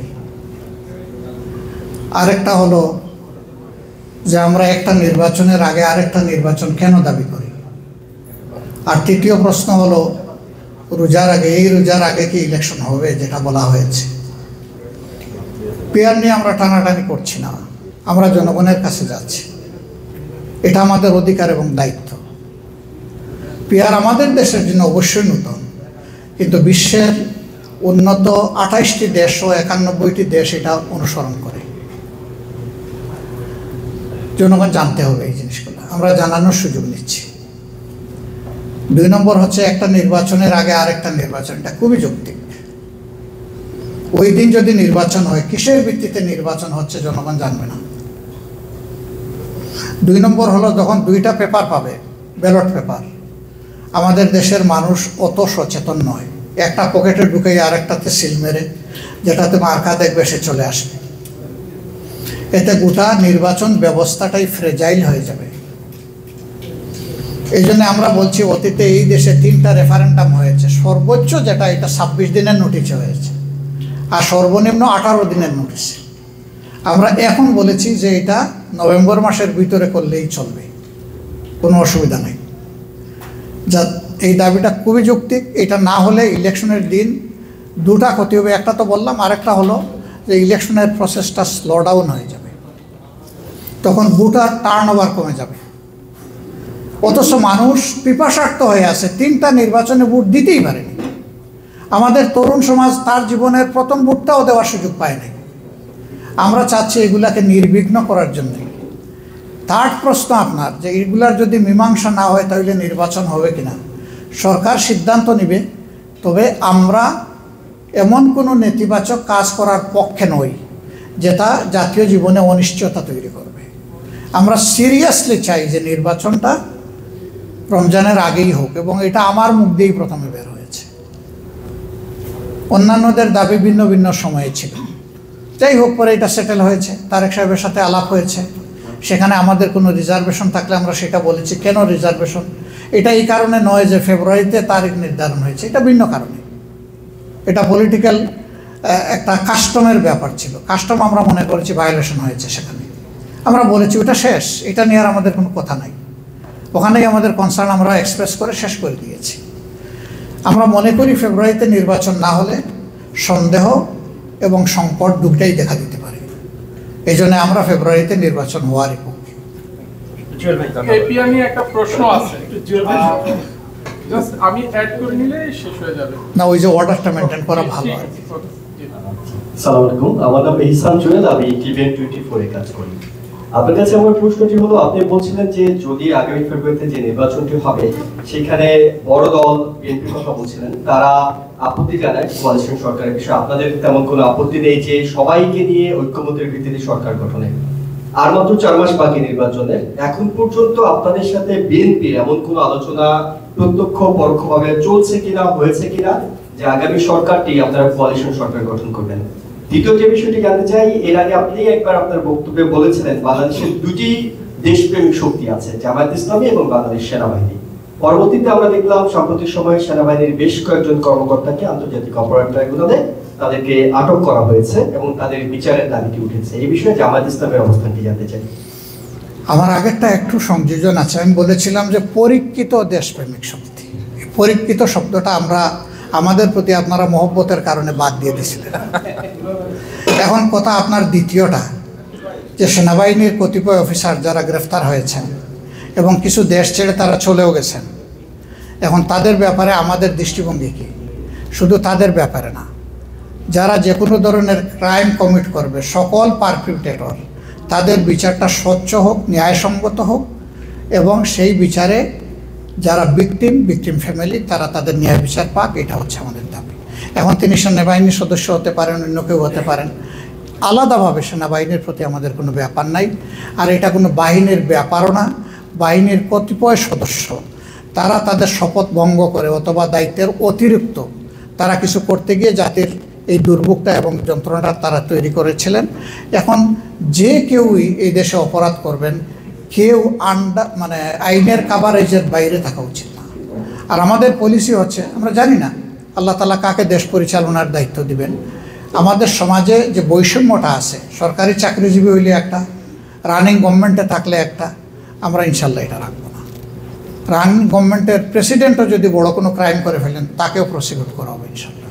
তিনিও এসকেপ পাবেন না, তিনি কোনো ইমিউনিটি এখানে এনজয় করবেন না ইনশাল্লাহ। আপার কাছে কোয়ালিশন গভর্নমেন্টের ব্যাপারে আসলে সাবস্টেন্সিয়াল কোনো আলোচনা এখনো শুরু হয়নি, কোনো লেভেলেই শুরু হয়নি। এগুলো জাস্ট হলো আমরা যেভাবে বলছি ওনারাও সেভাবে বলতেছেন। যদি সেই রকম কোনো ফ্রুটফুল আলোচনা হয় যেটা জাতির স্বার্থে প্রয়োজন, আমরা দেখব। তবে এটাও মাথায় রাখতে হবে যে দেশে যদি কোনো ফ্রুটফুল, ইফেক্টিভ এবং কোনো পাওয়ারফুল অপোজিশন না থাকে, তাহলে সেই সরকারটাও কিন্তু সবাই মিলে করলেও একটা ফেসিস্ট সরকার হইতে পারে। আমরা চাই না ফেসিজম আবার ফিরে আসুক। আসসালামু আলাইকুম, আপনাকে শুভেচ্ছা। আপনাকেও শুভেচ্ছা। জি বলুন। ধন্যবাদ। আমার ছোট ছোট কয়েকটি প্রশ্ন আছে। কয়েকটি? আচ্ছা, আপনি দুটো করেন, কিন্তু ছোটর মধ্যে শব্দ খুবই কম হবে। হ্যাঁ, বিন্দুর মাঝে সিন্ধু আর কি। বলেন। আমার প্রথম প্রশ্ন যেটা হচ্ছে, জামাত ইসলামের বর্তমান যে প্রস্তুতি, সেটা দেখে মনে হচ্ছে জামাত আগামীতে ক্ষমতাসীন হওয়ার স্বপ্ন দেখছে।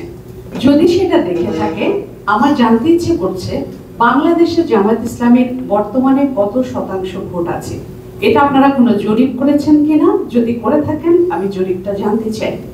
দ্বিতীয় প্রশ্ন হচ্ছে, আপনারা জামাত ইসলাম থেকে বাংলাদেশে 300 আসনে প্রার্থী দেওয়ার জন্য কোনো তালিকা প্রণয়ন করেছেন কিনা?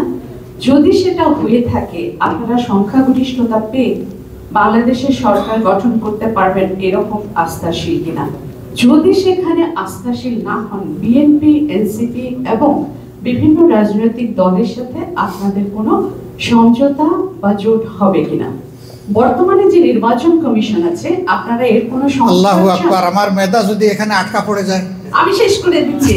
বর্তমান যে নির্বাচন কমিশন আছে, এনসিপি এটা সংস্কার চান, আপনারা কি এটা সংস্কার চান কিনা, নাকি নির্বাচন কমিশনের অধীনে নির্বাচন করতে চান? শেষ একটা প্রশ্ন যোগ করতে চাই, সেটা হলো বাংলাদেশের রাজনৈতিক দলগুলো সব সময় বলে আসছে সবাই বাংলাদেশকে ভালোবাসে এবং সবাই বাংলাদেশকে এগিয়ে নিয়ে যেতে চায়।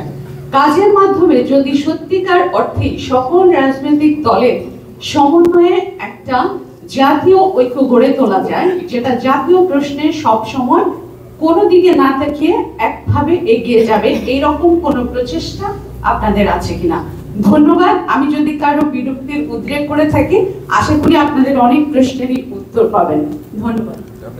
সোফার একমাত্র মহিলা সাংবাদিক, কাজে উনি কিন্তু আপনাদের অর্ধেক সময় পাওয়ার দাবি রাখে, কিন্তু নাইলে তো বৈষম্য হবে। তো আমি এই জন্য দেখে নিলাম যে আর কেউ আছেন কিনা। উনি সেই হিসাবে আরেকজন আছেন, সরি আমি দেখি নাই, তাহলে উনি আড়ালে আছেন। তো ধরেন উনারা 50% সময় পাবেন। তো উনি 5টা প্রশ্ন করেছেন। ওনার প্রথমটা হলো যে আমরা ওনার মনে হচ্ছে সব কিছু দেখে আমরা প্রস্তুতি নিচ্ছি সরকার গঠন করার আগামীতে নির্বাচনের মাধ্যমে। তো আমরা কি পরিমাণ জনসমর্থন পাব সেইটার কোনো জরিপ আমাদের কাছে আছে কিনা? আমাদের কাছে আছে, কিন্তু আমাদের ঝাঁপিটার মুখ খুলব না, খুললেই 1 লাখ টাকা শেষ। এটা আমাদের রিয়েলাইজেশনের জন্য থাকবে। আমরা 2টো জরিপ 2 দফায় করেছি। গত বছরের নভেম্বর এবং ডিসেম্বরে একটা করেছি, আর এই বছরের সেপ্টেম্বরে একটা করেছি। আর অনেক জরিপ হয়েছে, আমরা জরিপগুলো মিলিয়ে দেখছি। তো জরিপ তো জরিপই, জরিপ তো র্যান্ডম স্যাম্পলিং হয়, সকল মানুষের কিন্তু মতামত নেওয়া সম্ভব না। এই জন্য জরিপকে 100% আপনি অথেন্টিক বলতে পারবেন না। তবে জরিপটা যদি নিউট্রাল আনবায়াসড হয় তাহলে এটা সত্যের কাছাকাছি পৌঁছে যায়, অনেকটা প্রেডিকশনের সাথে মিলে যায়। এটা আমাদের হয়েছে, আমি আপনাকে বলতে পারলাম না বলে দুঃখিত। তো অনেক মিডিয়া অনেক কিছু বলেছে, অনেক জরিপ সংস্থা অনেক কিছু বলেছে, তারা তাদের মতো করে বলেছে। এগুলোর ব্যাপারে আমরা কোনো কমেন্টও করি না, আমরা একদম চুপ। আমরা এখান থেকে লেসন নেওয়ার কিছু থাকলে আমরা নেই, বাকিটা আমরা নিজেদেরকে আমরা পর্যবেক্ষণ করি। 2 নম্বর আপনি কি বললেন জানি, সাহায্য করেন। আচ্ছা, 300 আসনে প্রার্থী ঘোষণা করেছি কিনা? আমরা আসলে অলরেডি 300 আসনে প্রাথমিক পর্যায়ের প্রার্থী আমরা ঘোষণা করেছি, এবং সেটা আজ থেকে 6 মাস আগে। তারা ফিল্ডে আছেন সবাই। এখন প্রশ্ন উঠে যে আমাদের সাথে আরও কিছু দল তো আমরা একসাথে চলছি, তাদের সাথে আমাদের কোনো নির্বাচনী আন্ডারস্ট্যান্ডিং হবে কিনা? আমরা আশা করছি হবে। তো আশা করছি হবে, আবার 300 আসনে আমাদের প্রার্থী আছে। তা আমি তাদেরকে আশ্বস্ত করেছি যে বৃহত্তর জাতীয় স্বার্থে যদি কোনো সমঝোতা করতে হয়, সেখানে আমি আমার সিটটাই প্রথমে ছেড়ে দিতে রাজি হব, ইনশাল্লাহ কোনো সমস্যা হবে না। আমরা উদার মানসিকতা নিয়েই অন্যদেরকে সম্মানের সাথে অ্যাকোমোডেট করার চেষ্টা করব। আর এখানে কোনো দলকে লিডার মেনে অমুক দলের নেতৃত্বে আন্ডারে অতীতের যে শব্দগুলা, এগুলো আমরা শেষ করে দিতে চাই। দল ছোটো না বড়, এটা বড় কথা না, দলই আমরা দল হিসাবে দলটাকেই সম্মান জানাতে চাই। কেউ কেউ বিভিন্ন দল নিয়ে বিভিন্ন ধরনের কথা বলেন, আমরা এটা ডিসরেসপেক্ট মনে করি। আমরা মনে করি যে সবাইকে রেসপেক্ট করা উচিত। আমি যেমন আমার দলটাকে রেসপেক্ট করি, আরেকজন তার দলকে রেসপেক্ট করে, সে আমার কাছে আশা করে আমি যেন তার দলটিকে একটু সম্মান দেখাই। আমরা এই নীতিতে আছি ইনশাআল্লাহ। তারপরে প্রশ্ন কী ছিল আপনার? নির্বাচন কমিশনের সংস্কার আমরা চাই কিনা, এনসিপি চেয়েছে। দেখেন, আমরা গতকালকে দেখা করেছি, আমাদের কিছু কনসার্নের কথা আমরা বলে এসেছি। আমরা শাউটিং করার আগে চেষ্টা করি যে অ্যাপ্রোপ্রিয়েট জায়গায় রিলিভেন্স পয়েন্টে আমরা যেন আমাদের মেসেজটা পৌঁছে দিতে পারি। যদি ওইটা হয়ে যায় তাইলে সমাজকে একটা মানে আশঙ্কার মধ্যে ফেলে দেওয়ার কোনো প্রয়োজন নেই। কিন্তু এটা যদি না হয় তাইলে আমাদেরটা আমরা বলবো, এবং শুধু বলবো না, আমরা প্রয়োজনে যেটা সঙ্গত কাজ সেটাও আমরা করব। আমরা সঙ্গত কাজ একটাও বাদ দেবো না। বিএনপির কি বলছেন আপনি? বিএনপির সাথে আসল কোনো আলোচনা হয় নাই। বিএনপি তারা ইতিমধ্যে ঘোষণা দিয়েছেন আমাদেরকে বাদ দিয়ে সবাইকে নিয়ে তারা যদি নির্বাচিত হন সরকার গঠন করবেন। আর আমরা বলছি যে না, আমরা কাউকেই বাদ দেব না। ফ্যাসিবাদ বিরোধী আন্দোলনে যারাই ছিলেন, তারা যারা চাইবেন যে দেশটা দুর্নীতিমুক্ত হোক, দেশে আইনের শাসন কায়েম হোক, সামাজিক সুবিচার নিশ্চিত হোক, দেশে বিনিয়োগ বান্ধব পরিবেশ সৃষ্টি হোক, দেশে সকল জায়গায় বৈষম্য দূর হোক, এরকম 60টা মূলনীতি আমরা ঠিক করেছি। এর ভিত্তিতে যারা একমত হবেন তারা সবাই মিলে ইনশাল্লাহ আমরা আগামী সরকার গঠনের চেষ্টা করব, যদি জনগণ আমাদেরকে সেই রায় দেয়। আমরা আগেই কথা বলবো না যে আমরা সরকার গঠন করব, গঠন করলে এই হবে, এটা আমরা বলবো না। তাহলে এটা মানুষের ভোটের প্রতি সম্মান দেখানো হয় না, আমরা সম্মান দেখানোর পক্ষে। সাগর ভাই একটু প্রশ্ন করেন। আসসালামু আলাইকুম, আপনাকে নিউইয়র্কে স্বাগতম। আমার একটাই প্রশ্ন, আমি যে দেশে এখন দাঁড়িয়ে আছি, আপনি যে দেশে দাঁড়িয়ে আছেন, এবং আমার প্রতিবেশী দেশ ভারত, আপনারা জানেন যে এই দুই দেশেই সরকার এবং দল দুটি আলাদা হয়ে দেশ পরিচালনা করে, কিন্তু আমরা বাংলাদেশে যেটি দেখে আসছি স্বাধীনতা পরবর্তী সময় থেকে সরকারে যারা থাকেন দলের প্রধানরাই সরকারের প্রধান হয়ে থাকেন, শীর্ষে যে থাকেন, যে কারণে সরকারগুলি এক ধরনের ফ্যাসিস্ট বা পেরোশাসনের হয়ে যায়। আমরা 1 বছর ধরে নানা সংস্কার শুনছি। জামাত যদি ভবিষ্যতে ক্ষমতায় যায়, এটি কি বাংলাদেশে যেভাবে হয়ে আসছে দলের প্রধান কি সরকারের প্রধান হবে, আর অন্য দল এই যে প্রক্রিয়া আছে সেটাকে আপনারা সমর্থন করেন কিনা বা এখানে সংস্কার চান কিনা যে দলের প্রধান সরকার প্রধান হবে কিনা? ধন্যবাদ। ধন্যবাদ। আপনি একজন সচেতন সাংবাদিক হিসেবে নিশ্চয়ই জানেন যে এটা সংস্কার প্রস্তাবের একটা গুরুত্বপূর্ণ প্রস্তাব। এই প্রস্তাবের পক্ষে বাংলাদেশ জামাতে ইসলামের অবস্থান খুবই সুদৃঢ়। আমরা বলেছি যে একই ব্যক্তি দলেরও প্রধান হবেন, সরকারেরও প্রধান হবেন, এটা হবে না। এটা হলেই কিন্তু এককেন্দ্রিক নেতৃত্বের কারণে ফ্যাসিজম আবার বারবার ফিরে আসবে। আমরা এটার বিপক্ষে। কেউ কেউ নোট অফ ডিসেন্ট দিয়েছেন, আমি তাদের নাম নিতে চাই না, এটা তাদের ব্যাপার। আমরা গেলে কি করব? আমরা কি এটা রক্ষা করব? ইনশাল্লাহ আমরা রক্ষা করব। আমরা এই আন্তরিকতার এবং আমাদের স্বচ্ছতার, এই জবাবদিহিতার, আমাদের এই অঙ্গীকারের বাস্তবতার পরিচয় আমরা দিব ইনশাল্লাহ। ধন্যবাদ মাননীয় আমির জামায়াত। আমার নাম ইকবাল মাহমুদ, আমি টাইম টেলিভিশনে কাজ করি। আমার দুটো প্রশ্ন ছিল, একটি এর মধ্যে চলে এসেছে, সে কারণে আমি আর রিপিট করছি না। আমার সেকেন্ড যে কোয়েশ্চেন ছিল সেটি হচ্ছে, আপনারা বেশ কিছুদিন ধরেই সকল ইসলামী দলের ভোট বা সকল ইসলামী ভোট এক বাক্সে ফেলবার একটি প্রক্রিয়া করছেন, চেষ্টা করছেন। ইনিশিয়ালি আমরা দেখেছিলাম সেই প্রক্রিয়ায় অনেকগুলো দল, বিশেষ করে ধরেন নেজাম ইসলাম পার্টি, খেলাফত মজলিস, তারপরে বাংলাদেশ খেলাফত মজলিস, খেলাফত আন্দোলন, সকল দলগুলো, জমিয়ত ওলামা ইসলাম, এই দলগুলো ছিল আপনাদের। ইসলামী আন্দোলন বাংলাদেশ না, জমিয়ত ছিল না, মূল থেকেই ছিল না তারা। বলেন। হ্যাঁ, তো এখন আমরা দেখছি যে নির্বাচন ঘনিয়ে আসার সঙ্গে সঙ্গে অনেকগুলো দল কিন্তু আপনাদের কাছ থেকে ছুটে গেছে। তারা বিএনপি সঙ্গে অ্যালাইনমেন্ট করবার, জোট করবার প্রক্রিয়ায় আছে। তো আমি আমার জানবার আগ্রহ যে তারা কি কারণে আপনাদের কাছ থেকে ছুটে গেলেন, এর পটভূমিটা কি? তারা কি আসন ভাগাভাগিতে আপনাদের? আমরা মূল থেকে একসাথে যারা বসেছি তারা কেউ জাননি। এর বাইরেও তো আরো ইসলামী দল রয়ে গেছে। আমি জানি না এই দেশে কতটা দল আছে। আমাদের দেশে কিন্তু 281টা দল আছে। দেশ আমরা ছোট হইতে পারি, গরিব হইতে পারি, কিন্তু দলে আমরা কিন্তু ধনী। মামুনুল হকের যে ইসলামী কি বলে খেলাফত মজলিস, তারা ছিল আপনাদের সঙ্গে, এখন নেই? না না, তারা নেই কেন? একসাথেই তো সংবাদ সম্মেলন আমরা করলাম না এই 4 দিন আগে। আমার প্রশ্নটি শেষ হয়নি। আমি যে দলটি আপনাদের সঙ্গে বৃহত্তর মানে দল হিসেবে অনেকটা আছে এই পর্যন্ত, চরমোনাই পীরের যে ইসলামী আন্দোলন বাংলাদেশ, তারাও কিন্তু আপনাদের সঙ্গে রাজনৈতিক বা ভোটের জোট বলে স্বীকার করছে না। তারা এক ধরনের আসন সমঝোতা বলে তারা বলছে। তো যে দলটি আপনাদের সঙ্গে জোটবদ্ধতা স্বীকার করছে না, এক ধরনের অস্পৃশ্যতা মেনটেন করছে এখন পর্যন্ত। অস্পৃশ্যতা মানে এক ধরনের আপনাদের সঙ্গে মিলতে তাদের কেন যেন পুরোপুরি স্বচ্ছন্দ বোধ করছে না, কমফোর্ট ফিল করছে না। এটা আপনার মন্তব্য, এটা তাদের না। তাদের নানান কনফ্লিক্ট আছে আপনাদের সঙ্গে, বহুদিন ধরে সেটা তারা বলে আসছে। তো যেটি আমি বলতে চাচ্ছি যে আপনার সঙ্গে ভোট করে আপনার প্রশ্নটা কি গঠন করে মানে সরকার গঠনের যোগ্যতা অর্জন করেন, তাহলে তাদের সঙ্গে কোন ফরম্যাটে বা কিভাবে সরকারটি গঠন, সরকার কাঠামোটা কিভাবে?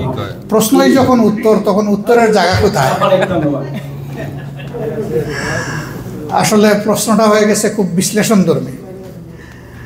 ব্যাপার হলো যারা ছিলাম আমরা আছি, এখান থেকে কেউ সরে নাই। 2 নম্বর হলো ওরা যা বলেছে যথার্থ বলেছে। আমাদের সিদ্ধান্ত হচ্ছে আমরা কোনো ফর্মাল জোট গঠন করব না, আমরা নির্বাচনী আন্ডারস্ট্যান্ডিং করব। জোট গঠনের ভালো দিক আছে, মন্দ দিকও আছে। এটা খেয়াল করুন যে বিএনপিও এখন পর্যন্ত কিন্তু সুস্পষ্ট কোনো জোট গঠনের সিদ্ধান্ত ঘোষণা করে নাই।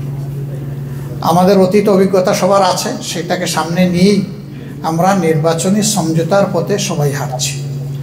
তবে পলারাইজেশন কেবল শুরু, এটা অপেক্ষা করতে হবে স্কেজুয়াল ডিক্লারেশন পর্যন্ত, এরপরে একটা ফাইনাল শেপ নেবে ইনশাল্লাহ। যেটাই হোক আল্লাহ তাআলার কাছে দোয়া করি, আপনাদের কাছেও দোয়া চাই, সেটা যেন দেশের কল্যাণে হয়, আপনারা দোয়া করবেন। ধন্যবাদ। আসসালামু আলাইকুম, আমি মোহাম্মদ হিমেল, বাংলা এডিশনের সাথে আছি। যদিও আপনার সাথে আমার 2-1বার ফোনে কথা হয়েছিল দক্ষিণ আফ্রিকা ইসলামী ফোরাম আফ্রিকা নিয়ে। তো আজকে আমার প্রথম যে প্রশ্নটি হচ্ছে একেবারে তাজা প্রশ্ন, সেটি হচ্ছে নিউ ইয়র্কে আপনি যখন আসছেন, আমি ল্যান্ড করেছেন, অনেকেই বলছে আপনি জামাতের ভোট সব আমেরিকা থেকে নিয়ে যাবেন, এরকম একটি মানুষের মধ্যে এই আলোচনা চলছে। হ্যাঁ, আর দ্বিতীয় প্রশ্ন হচ্ছে পিআর এর যে বিষয়টি বলেছেন, ইন কেস যদি পিআর পদ্ধতিতে যদি নির্বাচন হয়, সবচেয়ে বড় দল, রাজনৈতিক দল, সেটি হচ্ছে বিএনপির মহাসচিব, উনি বলেছেন উনি পিআর বুঝেনি না। সো সেখানে যদি এই না বোঝাটা যদি থেকে যায়, যদি পিআরটা যদি অ্যাপ্রুভাল হয়, তাহলে কিভাবে এই নির্বাচনটা হবে? বুঝেই না, যেহেতু আপনাদের সাথে বড় দল হচ্ছে বিএনপি। আলহামদুলিল্লাহ, খুব ভালো প্রশ্ন। প্রথমটা হলো সব ভোট আপনাদের থেকে জোগাড় করে বাংলাদেশে নিয়ে যাওয়ার জন্য। তো আসলে আমি এই কারণে আসি নাই। আমি এসেছি আপনাদেরকে দেখতে, আমি এসেছি আপনাদের কথাগুলো শুনতে, আপনাদের প্রিয় জাতি এবং দেশকে কিভাবে দেখতে চান আপনাদের ভাবনাগুলো জানতে এসেছি। কার্যত প্রশ্নগুলোর উত্তর দিয়েই কিন্তু আপনাদের প্রত্যাশা এবং স্বপ্নও কিন্তু ফুটে উঠেছে। আমি মূলত এটার জন্য এসেছি।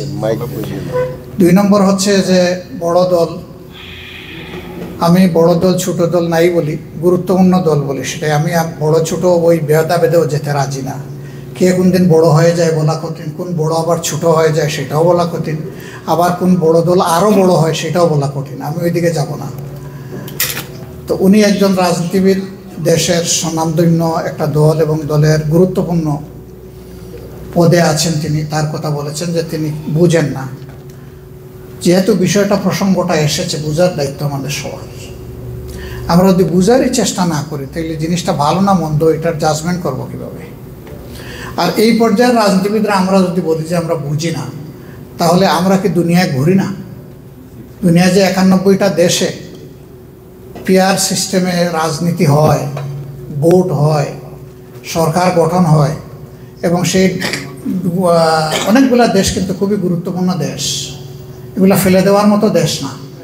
তবে এটা ঠিক যে পিআরের আবার আমরা এ পর্যন্ত 5টা ধরন আমরা পেয়েছি। কোন ধরনটা আমাদের দেশে ফিট করবে সেটা নিয়ে যদি কেউ কথা বলেন অবশ্যই বলা যায়, কিন্তু পিআর বুঝি না, পিআর কি জিনিস, এটাকে মাথায় দেয় নাকি গায়ে মাখে নাকি খায়, এই ধরনের কথা বলা আসলে গোটা নিজের প্রতি সুবিচার হয় না। আসলে আমরা মনে করি রাজনীতিবিদরা সব কিছু বুঝবেন এটা যেমন সঠিক না, আবার বেসিক জিনিসগুলো বোঝার চেষ্টা করতে হবে এটাও কিন্তু সঠিক। আমাদের এই নীতির উপরে চলা উচিত, এর মাঝেই আমরা মনে করি কল্যাণ আছে। এটা ঠিক যে আমি তো আগেই বলেছি যে এই সিস্টেমটা আমাদের দেশে এখনও সেরকম পরিচিত হয়ে উঠেনি বলে আমরা আমাদের কথাগুলো বলে যাচ্ছি, মানুষের কাছে বোঝাচ্ছি। এখন পর্যন্ত মানুষের পিআরের ব্যাপারে প্রত্যাশা বুঝে হোক না বুঝে হোক অনেক বেশি। এক ভাই বলেছিলেন যে মেজর 2-1 পার্টি ছাড়া মাইনর পার্টিগুলো বরঞ্চ পিআর চাচ্ছে না, বিষয়টা এমন না। সংলাপে অংশগ্রহণ করেছে 31টা দল, 25টা দলই কিন্তু বিভিন্নভাবে পিআর চায়, আর বাকি 6টা দল তারা পিআর চান না, একেবারেই চান না, কোথাও চান না তারা। তো আমরা এইখানেও 6 আর ওই 25-এর ব্যাপারে যাচ্ছি না, আমরা যাচ্ছি যেটা লজিক্যাল, যেটা জাতির জন্য উপকারী, সেইটাই আমরা যেন খোলা মনে সবাই বোঝার চেষ্টা করি, আর ভালো হলে সবাই যেন এটা মেনে নিতে পারি। এবং এই সময়ের ভিতরে না হলে তাহলে কি ইলেকশন হবে না? তাহলে যেভাবে আছে সেভাবে ইলেকশন হবে, কিন্তু সেই ইলেকশনটা কিভাবে হবে সেটা আমি পরে বলবো ইনশাল্লাহ। আমার মনে এখানে আমরা শেষ করতে পারি। একটা প্রশ্ন নিই সিরাজ ভাই, আপনি জাস্ট আমি আসলে সবার কাছে দুঃখ প্রকাশ করছি যে আপনি জানেন যে আজকে সকালে আমাদের সম্মানিত আমির জামাত এসে পৌঁছিয়েছেন এবং ওনার আরো একটা প্রোগ্রাম আছে এরপরে। সো আমি দুঃখ প্রকাশ করছি যে সবার প্রশ্ন নিতে পারছি না। আমার নাম শেখ সিরাজ। সম্মানিত আমির, আপনাকে স্বাগত যুক্তরাষ্ট্রের মাটিতে। আপনাকে ধন্যবাদ। ধন্যবাদ আপনাকেও। আমার একটি মাত্র প্রশ্ন, এবং এই প্রশ্নটা বোধ হয় এখনই করা সমুচিত, সেটা হচ্ছে যে আপনি যুক্তরাষ্ট্রে এসেছেন, প্রবাসী বাংলাদেশের উদ্দেশ্যে আছে দাঁড়িয়েছেন এখানে। আগামী ফেব্রুয়ারি মাসে সম্ভবত ইলেকশন হতে যাচ্ছে ইনশাআল্লাহ। প্রবাসীদের কাছে জামাত ইসলামী কি প্রত্যাশা করে? ইনশাআল্লাহ আমি বলবো। জি, ধন্যবাদ। 10-15 মিনিটে এটাই বলবো ইনশাআল্লাহ। জামাতের মহাসমাবেশে বলেছিলেন জামাতের সরকারি কোনো ধরনের বেনিফিট বা ট্যাক্স দিবেন না। জামাতের প্রতি মানুষের এবং প্রত্যাশা অনেক বেশি আগাচ্ছে। আমরা দেখতে পাচ্ছি ইতিমধ্যে জামাতের প্রতিষ্ঠ মূল্যায়ন জরিপে ওনারা এগিয়ে আছে, পজিটিভ ধারণা এই সম্পর্কে আপনাদের এই প্রতিষ্ঠ করেন।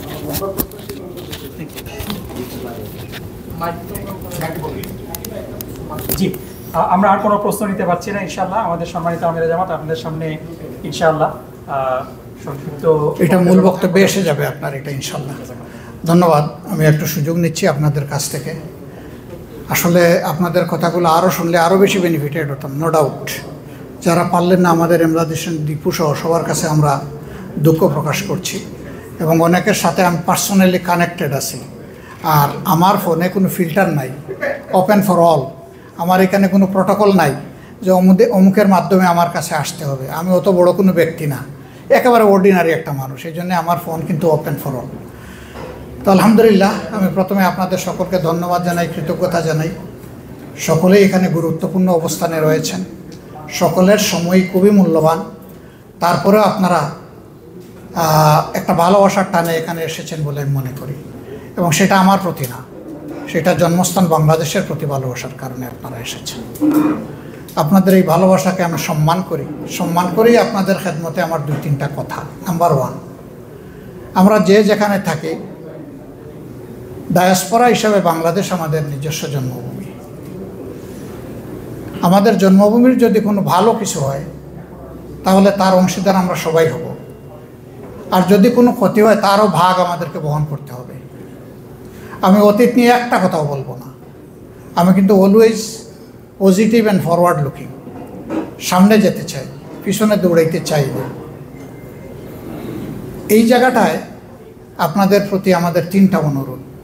আপনারা সম্ভবত লক্ষ্য করেছেন 5 আগস্টের পরিবর্তনের পরে আমরা সেপ্টেম্বর মাসেই বলা শুরু করেছি যে ভোটাধিকার, প্রবাসী যারা আছেন তাদের ভোটাধিকার নিশ্চিত করতে হবে, এবং এই নিয়ে কিন্তু আমরা দাবি দিবসও পালন করেছি, স্মারকলিপি দিয়েছি, নির্বাচন কমিশনের সাথে আমরা কথা বলেছি, প্রধান উপদেষ্টার সাথে সাক্ষাৎ করে এই দাবি তুলেছি। এরপরে অন্যান্য দলও কিছু তারা এটা করেছেন, কিন্তু কন্টিনিউয়াসলি আমরা এটার পিছনে লেগে আছি। প্রবাসীদেরকে একটাই অধিকার, আর কিছু নাই, অনেক প্রয়োজন, কিন্তু আমরা বিশ্বাস করি এই অধিকারটা প্রতিষ্ঠিত হলে বাকি অধিকার আদায়টা সহজ হয়ে যাবে। এটি একটি ভেটো পাওয়ারের মতো, ভোট একটা ভেটো পাওয়ার। যখন আপনারা রিমিটেন্স বন্ধ করার ঘোষণা দিয়েছিলেন তখন সরকারের কিন্তু পায়ের তলার মাটি সরে গিয়েছিল।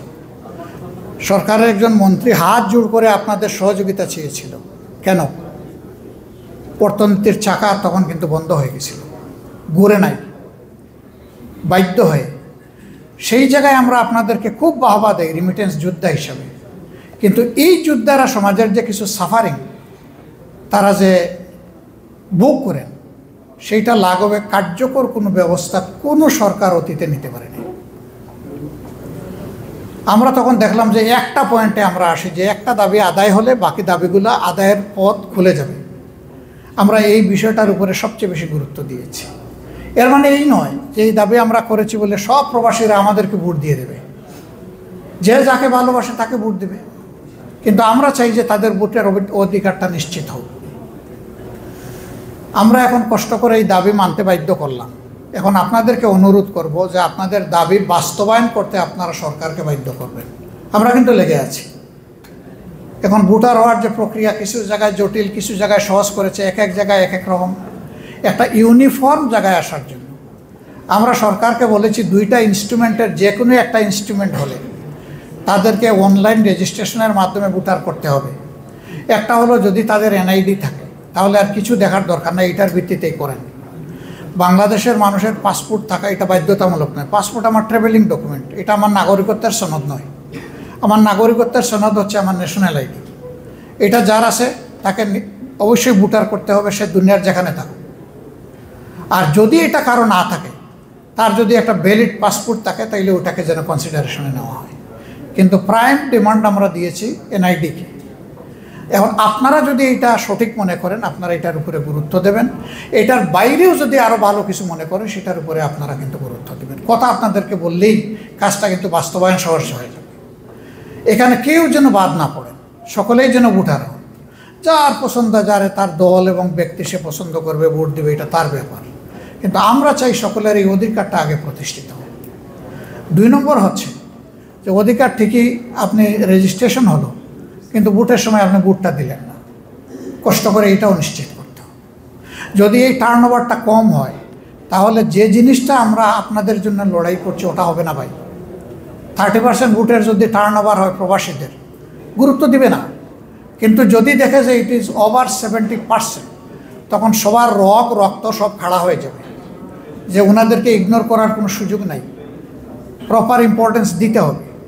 এটা আমার 1 নম্বর অনুরোধ আপনাদের কাছে। আমার 2 নম্বর অনুরোধ, দেখেন দেশকে ভালোবাসে, ফ্যামিলির নিড পূরণ করার জন্য তাদের দায়িত্ব নিয়ে ভালোবেসে আপনারা কষ্ট করে রিমিটেন্স পাঠান দেশে।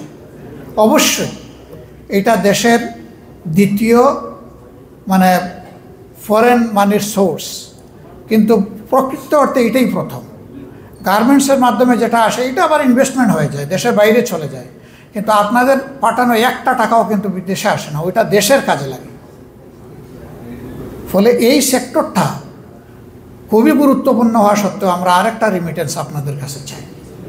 বলবেন যে টাকা পয়সা সব দিয়ে দিলাম, এরপরে আর কোন রিমিটেন্স বাকি? সেই রিমিটেন্সটা হচ্ছে এই জগতে আসে দুনিয়ার বহু গুরুত্বপূর্ণ জায়গায় আমাদের বাংলাদেশি ডায়াসপোরা যারা আছে তারা আলহামদুলিল্লাহ ভালো সার্ভিস দিচ্ছেন, অভিজ্ঞতা তাদের ভালো। সেই অভিজ্ঞ লোকদেরকে আমরা দেশে ফেরত চাই। এই ফেরতটা হলো intellectual remittance. Financial remittance enough না, আসল কাভারেজ রিমিটেন্স হবে ইন্টেলেকচুয়াল রিমিটেন্স। এখন বলবেন যে তাদেরকে সম্মান দিবেন কিনা? ইনশাল্লাহ আমাদের মুখের ভাতটা তাদের মুখে তুলে দিয়ে হলে আমরা সম্মান দেওয়ার চেষ্টা করব। এইভাবে যদি দেশ বিদেশের সবগুলা স্কিল হ্যান্ড আমরা যদি আমাদের দেশের কাজে লাগাতে পারি, তাহলে গুণে ধরা রাজনীতিও বিদায় নিবে, গুণে ধরা সমাজটাও বদলে যাবে ইনশাল্লাহ। আমরা এই ধরনের একটি সমাজ আগামীতে প্রত্যাশা করি। আপনাদের কাছে আমাদের বিনীত অনুরোধ, আপনারা নিজে এবং আপনাদের যারা সাকসেসর, এরকম যারা ক্যাপেবল আছে, তাদেরকে দিয়ে প্রিয় দেশকে আপনারা গড়ার কাজে সমান তালে অংশগ্রহণ করবেন ইনশাআল্লাহ। আমার 3 নম্বর অনুরোধ আপনাদের কাছে, এটি হচ্ছে দেশের ভিতরে আমরা যারা আছি, আমরা দেশের বাউন্ডারির ভিতরটাকেই দেখি, কিন্তু আপনারা যারা প্রবাসে আছেন সারা দুনিয়ায় ছড়াইয়া, আপনারা শুধু আমাদের দেশটাকে দেখেন না, আমাদের দেশ দেখার পাশাপাশি আপনারা বিশ্ব সভ্যতাটাকেও দেখেন। সেই দৃষ্টিতে আপনাদের যে প্রত্যাশা আমাদের কাছে, এই প্রত্যাশার আলোকে অনবরত আমাদেরকে ইনপুট দেওয়া, এটা আমাদের অধিকার আপনাদের কাছে, এটা আমাদের দাবি আপনাদের কাছে। আপনারা পরামর্শ আকারে, রিকমেন্ডেশন আকারে, সমালোচনার আকারে, ওপেন লেখালেখির আকারে আপনারা সেই ইনপুটটা আমাদেরকে দিয়ে যাবেন ইনশাআল্লাহ। এটা আমি জামাত ইসলামের কথা বলছি না, আমি বলছি বাংলাদেশে যারাই রাজনীতি করেন তারা সকলে উপকৃত হবেন এই ব্যাপারে ইনশাআল্লাহ। যদি এই 3টা জিনিসে আমরা বড় মাত্রার সহযোগিতা প্রবাসী ভাইদের কাছ থেকে পাই, আপনাদের প্রত্যাশার বাংলাদেশ গড়া সম্ভব হবে ইনশাআল্লাহ। আমাদের কয়েকটা অগ্রাধিকার আছে। যদি আল্লাহ রাব্বুল আলামিন আমাদেরকে জনগণের ভালোবাসা সমর্থনে এবং ভোটে দেশবাসীর সেবা করার সুযোগ দেন, আমরা বলি না ক্ষমতা গ্রহণ, আমরা বলি না যে ক্ষমতা গঠন, ক্ষমতার গরম আলাদা। আমরা আমাদেরকে ক্ষমতাসীন হিসাবে দেখতে চাই না, আমরা সেবক হিসাবে দেখতে চাই। যদি এই সুযোগটা আল্লাহ তাআলা আমাদেরকে দান করেন, আমাদের প্রথম অঙ্গীকার হচ্ছে আমরা সর্বপ্রথম গুরুত্ব দিব আমাদের ভাঙ্গাচূড়া বিধ্বস্ত যে শিক্ষা ব্যবস্থা, এটাকে ঠিক করার জন্য। এটা দুনিয়ার কোনো স্ট্যান্ডার্ড কভার করে না এটা। অথচ সারপ্রাইজিং মেধাগুলো আমাদের আছে, সব মেধা বরঞ্চ আমরা শেষ করে দিই। এই জায়গাতে টেকনিক্যাল এডুকেশন এবং মরাল এডুকেশন 2টার সমন্বয় ঘটানো হবে। সারা দুনিয়া থেকে আমরা জানবো, শিখবো, ক্লোনিং করব, আমাদের কিছু পরিকল্পনা আছে। এইটাকে আমরা আপনাদের সবার সহযোগিতা এটাকে আরও এনরিচ করবো ইনশাআল্লাহ, যাতে করে একটা নাগরিক বের হওয়ার পরে তার একটা সামাজিক দায়বদ্ধতা থাকে, সেইটা মনে না করে তার মেধা তার মা বাপের টাকার বিনিময়ে আজকে সেই পর্যায়ে চলে এসেছে। সেই জন্য ভাবতে বাধ্য হয় যে এই দেশের 18 কোটি মানুষের কন্ট্রিবিউশন আছে আজকে আমি মানুষটি হওয়ার পিছনে। কারণ আমার দেশের যে ভিক্ষুক সারাদিন সে ভিক্ষা করে, সন্ধ্যাবেলার সে শপে যায়, সে যখন জিনিস কিনতে যায় দোকানে তাকে কিন্তু ভ্যালু অ্যাডেড ট্যাক্স, যেটাকে আমরা ব্যাট বলি, এটা ছাড়া কিন্তু তার কাছে জিনিস বিক্রি করবে না। যে সে ভিক্ষুক এই জন্য তার কোনো ব্যাট নাই এটা বলবে না, সবার মতো তারও ব্যাট দিতে হয়। আজকে যে শিশুটি জন্ম নিয়েছে তার জন্য যখন তার মা বাপ কোনো কিছু কিনতে যাবে শিশু আইটেম, সেখানে ওই ব্যাট দিয়েই কিনতে হবে। দুইটা সোর্স থেকে একটা দেশের চাকা চলে, উন্নয়ন হয়। একটা হচ্ছে দেশ থেকে যে রেভিনিউ জেনারেট করে এইটা, আর একটা হচ্ছে বিদেশি লোন আমাদের দেশের মতো। তো এই রেভিনিউতে আমরা সবাই পার্টিসিপেন্ট। ইকুয়ালি আমরা যে লোনটা আনি, আজকে জন্ম নেওয়া শিশুর গাড়েও আপনার বয়সের সমান পরিমাণ লোন ভরতে যাবে তার জন্মের সাথে সাথে। যখন এই অনুভূতিটা একজন ছাত্র নিয়ে বড় হবে, মানুষ হবে, তখন সে বেপরোয়া হবে না, বেহায়া হবে না, লুটেরা হবে না। মানুষের কপাল কিসমত নিয়ে তার কলমের কুচায় সে সব কিছু শেষ করে দিবে না। আমরা এমন একটি শিক্ষা ব্যবস্থা গড়ে তুলতে চাই যে ছাত্ররা বের হবে, সাথে সাথে তার হাতে কাজ আসবে। হয় সে উদ্যোগী বিনিয়োগকারী হবে, আর না হয় সে হবে একজন চাকরিজীবী। যেটাই হোক, তার প্রয়োজন এবং সামর্থ্য অনুযায়ী সেটা তার হাতে চলে যাবে ইনশাআল্লাহ। আমাদের 2 নম্বর অঙ্গীকার, আমরা সমাজ থেকে দুর্নীতি নামক ক্যান্সারটাকে শেষ করতে চাই। আমরা জানি এটা 100 ভাগ শেষ করা যাবে না, কিন্তু এটাকে মাটিতে নামাই আনতে চাই আমরা। দুনিয়া এমন কোনো দেশ নাই যেখানে কোনো দুর্নীতি হয় না, কিন্তু সেটা সহনীয় সীমার ভিতরে হয়। আমাদের সমাজকে টোটালি গ্রাস করে ফেলেছে এই দুর্নীতি। এই দুর্নীতির বিরুদ্ধে আমাদের লড়াই, এটা চলবে। আমরা কারো মুখের দিকে তাকাই এটা বন্ধ করব না। কোনো দমকেও না, কোনো নির্যাতনেও না, কোনো অত্যাচারেও না। ক্ষমতায় আমরা যাই না যাই, আমাদের এই লড়াই চলতে থাকবে ইনশাআল্লাহ। এবং আমরা বিশ্বাস করি এই ক্ষেত্রে আমরা জনগণের সমর্থন পাব এবং এই লড়াই একদিন বিজয়ী হবে ইনশাআল্লাহ। আমরা এই ব্যাপারে খুবই অ্যাডামেন্ট, এখানে কোনো ছাড় নাই। আমাদের তৃতীয়, আমাদের গোটা বিচার ব্যবস্থার আমূল সংস্কার করতে হবে। একেবারে গ্রাম্য আদালত থেকে শুরু করে সুপ্রিম কোর্ট, ন্যায় বিচার পাওয়া নিশ্চিত করতে হবে। যে গরিব সেও পাবে, যে ধনী সেও পাবে। গরিব ধনীর বাস বিচারে মামা খালুর ঠেলায় কোনো বিচার প্রভাবিত হবে না, কারো লাল ফোনের দৌরাত্মেও প্রভাবিত হবে না। বিচার বিচারের গতিতে চলবে ইনশাআল্লাহ। এবং সেই বিচারের তলোয়ার যদি, ধরেন আমি রাষ্ট্রের একজন গুরুত্বপূর্ণ ব্যক্তি, আমার উপরে যদি পড়ে যায়, আমাকে এটা মানতে হবে। এখানে বলতে পারবো না যে হ্যাঁ আমি এই করেছি সেই করেছি, আমাকে একটু এক্সকিউজ করা যায় না। নো, বিচারের তলোয়ার সবার জন্য সমান। এই পাল্লায় ওজন সবার সমান হবে, কোনো বেশ কম হবে না। আমাদের তৃতীয় অঙ্গীকার, চতুর্থ অঙ্গীকার, এটি হচ্ছে যে আমাদের বাইলেটারাল রিলেশন দুনিয়ার সব দেশগুলোর সাথে সম্মানের সাথে হবে। আর দেশ ছুটের ভাই, মানলাম 2.5 লক্ষ মানুষের দেশ। আমি একবার ভিজিট করার জন্য গিয়েছিলাম, 10 ঘন্টায় সারা দেশ আমি ভিজিট করেছি। তারা একটা সম্মানের আসনে থাকতে পারে। আমার 18 কোটি মানুষের দেশ, আমরা কেন সম্মানের আসনে থাকতে পারবো না? এই জায়গায় আমাদেরকে আনতে হবে এই দেশটা। কিন্তু এই জায়গায় আনার জন্য সবচেয়ে বেশি দায়িত্বশীলতার পরিচয় দিতে হবে রাজনীতিবিদদেরকে। এই জায়গাটা ঠিক হয়ে গেলে দেশের অনেক কিছু ঠিক হয়ে যাবে। এই জায়গাটা যতদিন পচা থাকবে ততদিন এই দেশকে ভালো করা কঠিন হবে।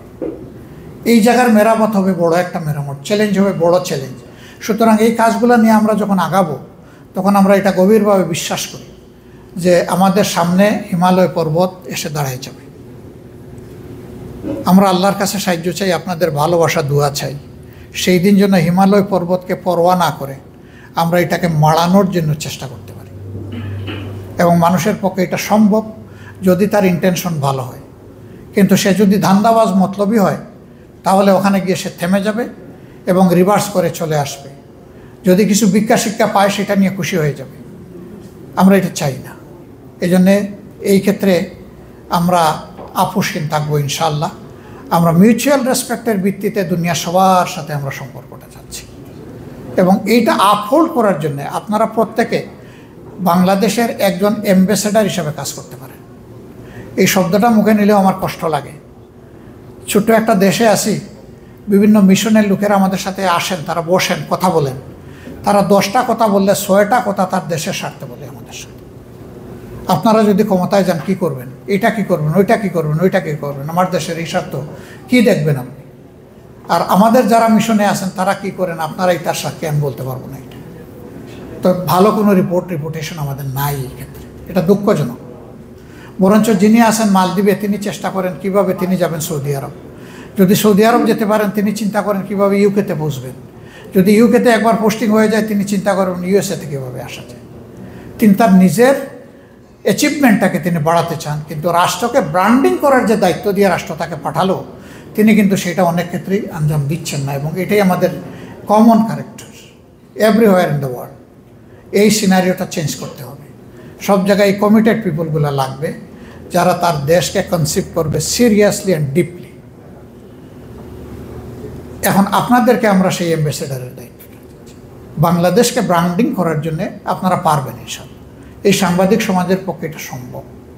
আপনারা সমাজের সুন্দর জিনিসগুলো তুলে ধরেন, আর আমাদের অসুন্দর যেগুলো আছে সেগুলো আপনারা সমালোচনা করেন, তো ওখানে রেকটিফিকেশন হবে আর এখানে আমাদের ব্র্যান্ডিং হবে ইনশাআল্লাহ। আমাদের আরেকটা অনুরোধ আপনাদের কাছে, এই প্রবাসে যারা আছেন, এখানে দেশে আমরা এক টেবিলে বসি, আপনারা দেখেন এখনো বসি, কিন্তু সবাই বসি, কিন্তু বিদেশের মাটিতে আমরা কখনো কখনো কোনো কোনো জায়গায় বসতে পারি না। হয়তো আমেরিকায় আপনারা বসতে পারেন, কিন্তু বসতে হবে। এই যে একজন ভাই বলেছেন যে সব কিছুর ঊর্ধ্বে উঠে আমরা দেশের জন্য এক হয়ে কাজ করতে পারি না। হ্যাঁ, জাতীয় স্বার্থের এই ব্যাপারটা আমরা সবাই মিলে একসাথে কাজ করবো ইনশাআল্লাহ। বাংলাদেশ জামাতে ইসলামী ফিরিস্তার দল নয়, মানুষের দল। আমরা একটা সহযোগিতা আপনাদের কাছে দারুণভাবে চাই, এটি হচ্ছে আমাদের সমালোচনা। আপনি যে ভাষায় প্রয়োজন মনে করেন করবেন, আমরা আপনার ভাষার দিকে তাকাবো না, আমরা তাকাবো আপনার সমালোচনার বিষয়বস্তুর দিকে। ওখান থেকে আমাদের জন্য, জাতির জন্য কী নেওয়ার আছে আমরা ওইটা নেব, আর আপনার কাছে আমরা কৃতজ্ঞ হব। ব্যক্তির সুনির্দিষ্ট নাম জানলে আমরা তার কাছে কৃতজ্ঞতা সরাসরি জানাবো। আপনি যে ভাষায় করেন এটা আপনার ব্যাপার, কিন্তু আমরা এতটুকু শুধু আশা করব যে আপনার সমালোচনাটা আমাদের জন্য যাই হোক, প্রিয় জাতির জন্য যেন কাজে লাগে। এটাকে সামনে রেখে যদি করেন, তাহলে এই সমালোচনার দ্বারা গোটা জাতি উপকৃত হবে ইনশাআল্লাহ। আজকের এটাই শেষ নয়, এটা হয়তো বিগিনিং। আল্লাহ চাইলে আরও দেখা হবে, কথা হবে। আমি দাওয়াত দিয়ে যাচ্ছি, আগামী নির্বাচনে অবশ্যই আপনারা দেশে আসবেন। আপনার পবিত্র মূল্যবান ভোটটা দেওয়ার জন্য নয়, বরঞ্চ দেশটাকে দেখে আসার জন্য, নিজ চোখে দেখে আসার জন্য। এটা আপনাদের দেশ। আপনি প্রবাসী হন, নিবাসী হন, সমস্যা নাই, কিন্তু আমরা জানি আপনার আত্মা ওখানে। আপনার আত্মার জায়গা আপনি ভিজিট করবেন ইনশাআল্লাহ। আর আমাদের ছোট্ট অফিসে আপনাদের সকলের দাওয়াত।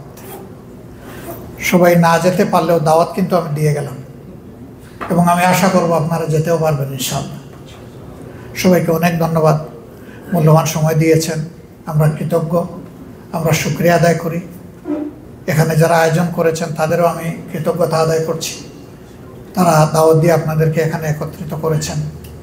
আপনাদের বন্ধু মহলে যারা আসতে পারেন নাই, আপনাদের মাধ্যমে তাদের কাছে আমাদের সালামটুকু আমরা রেখে গেলাম।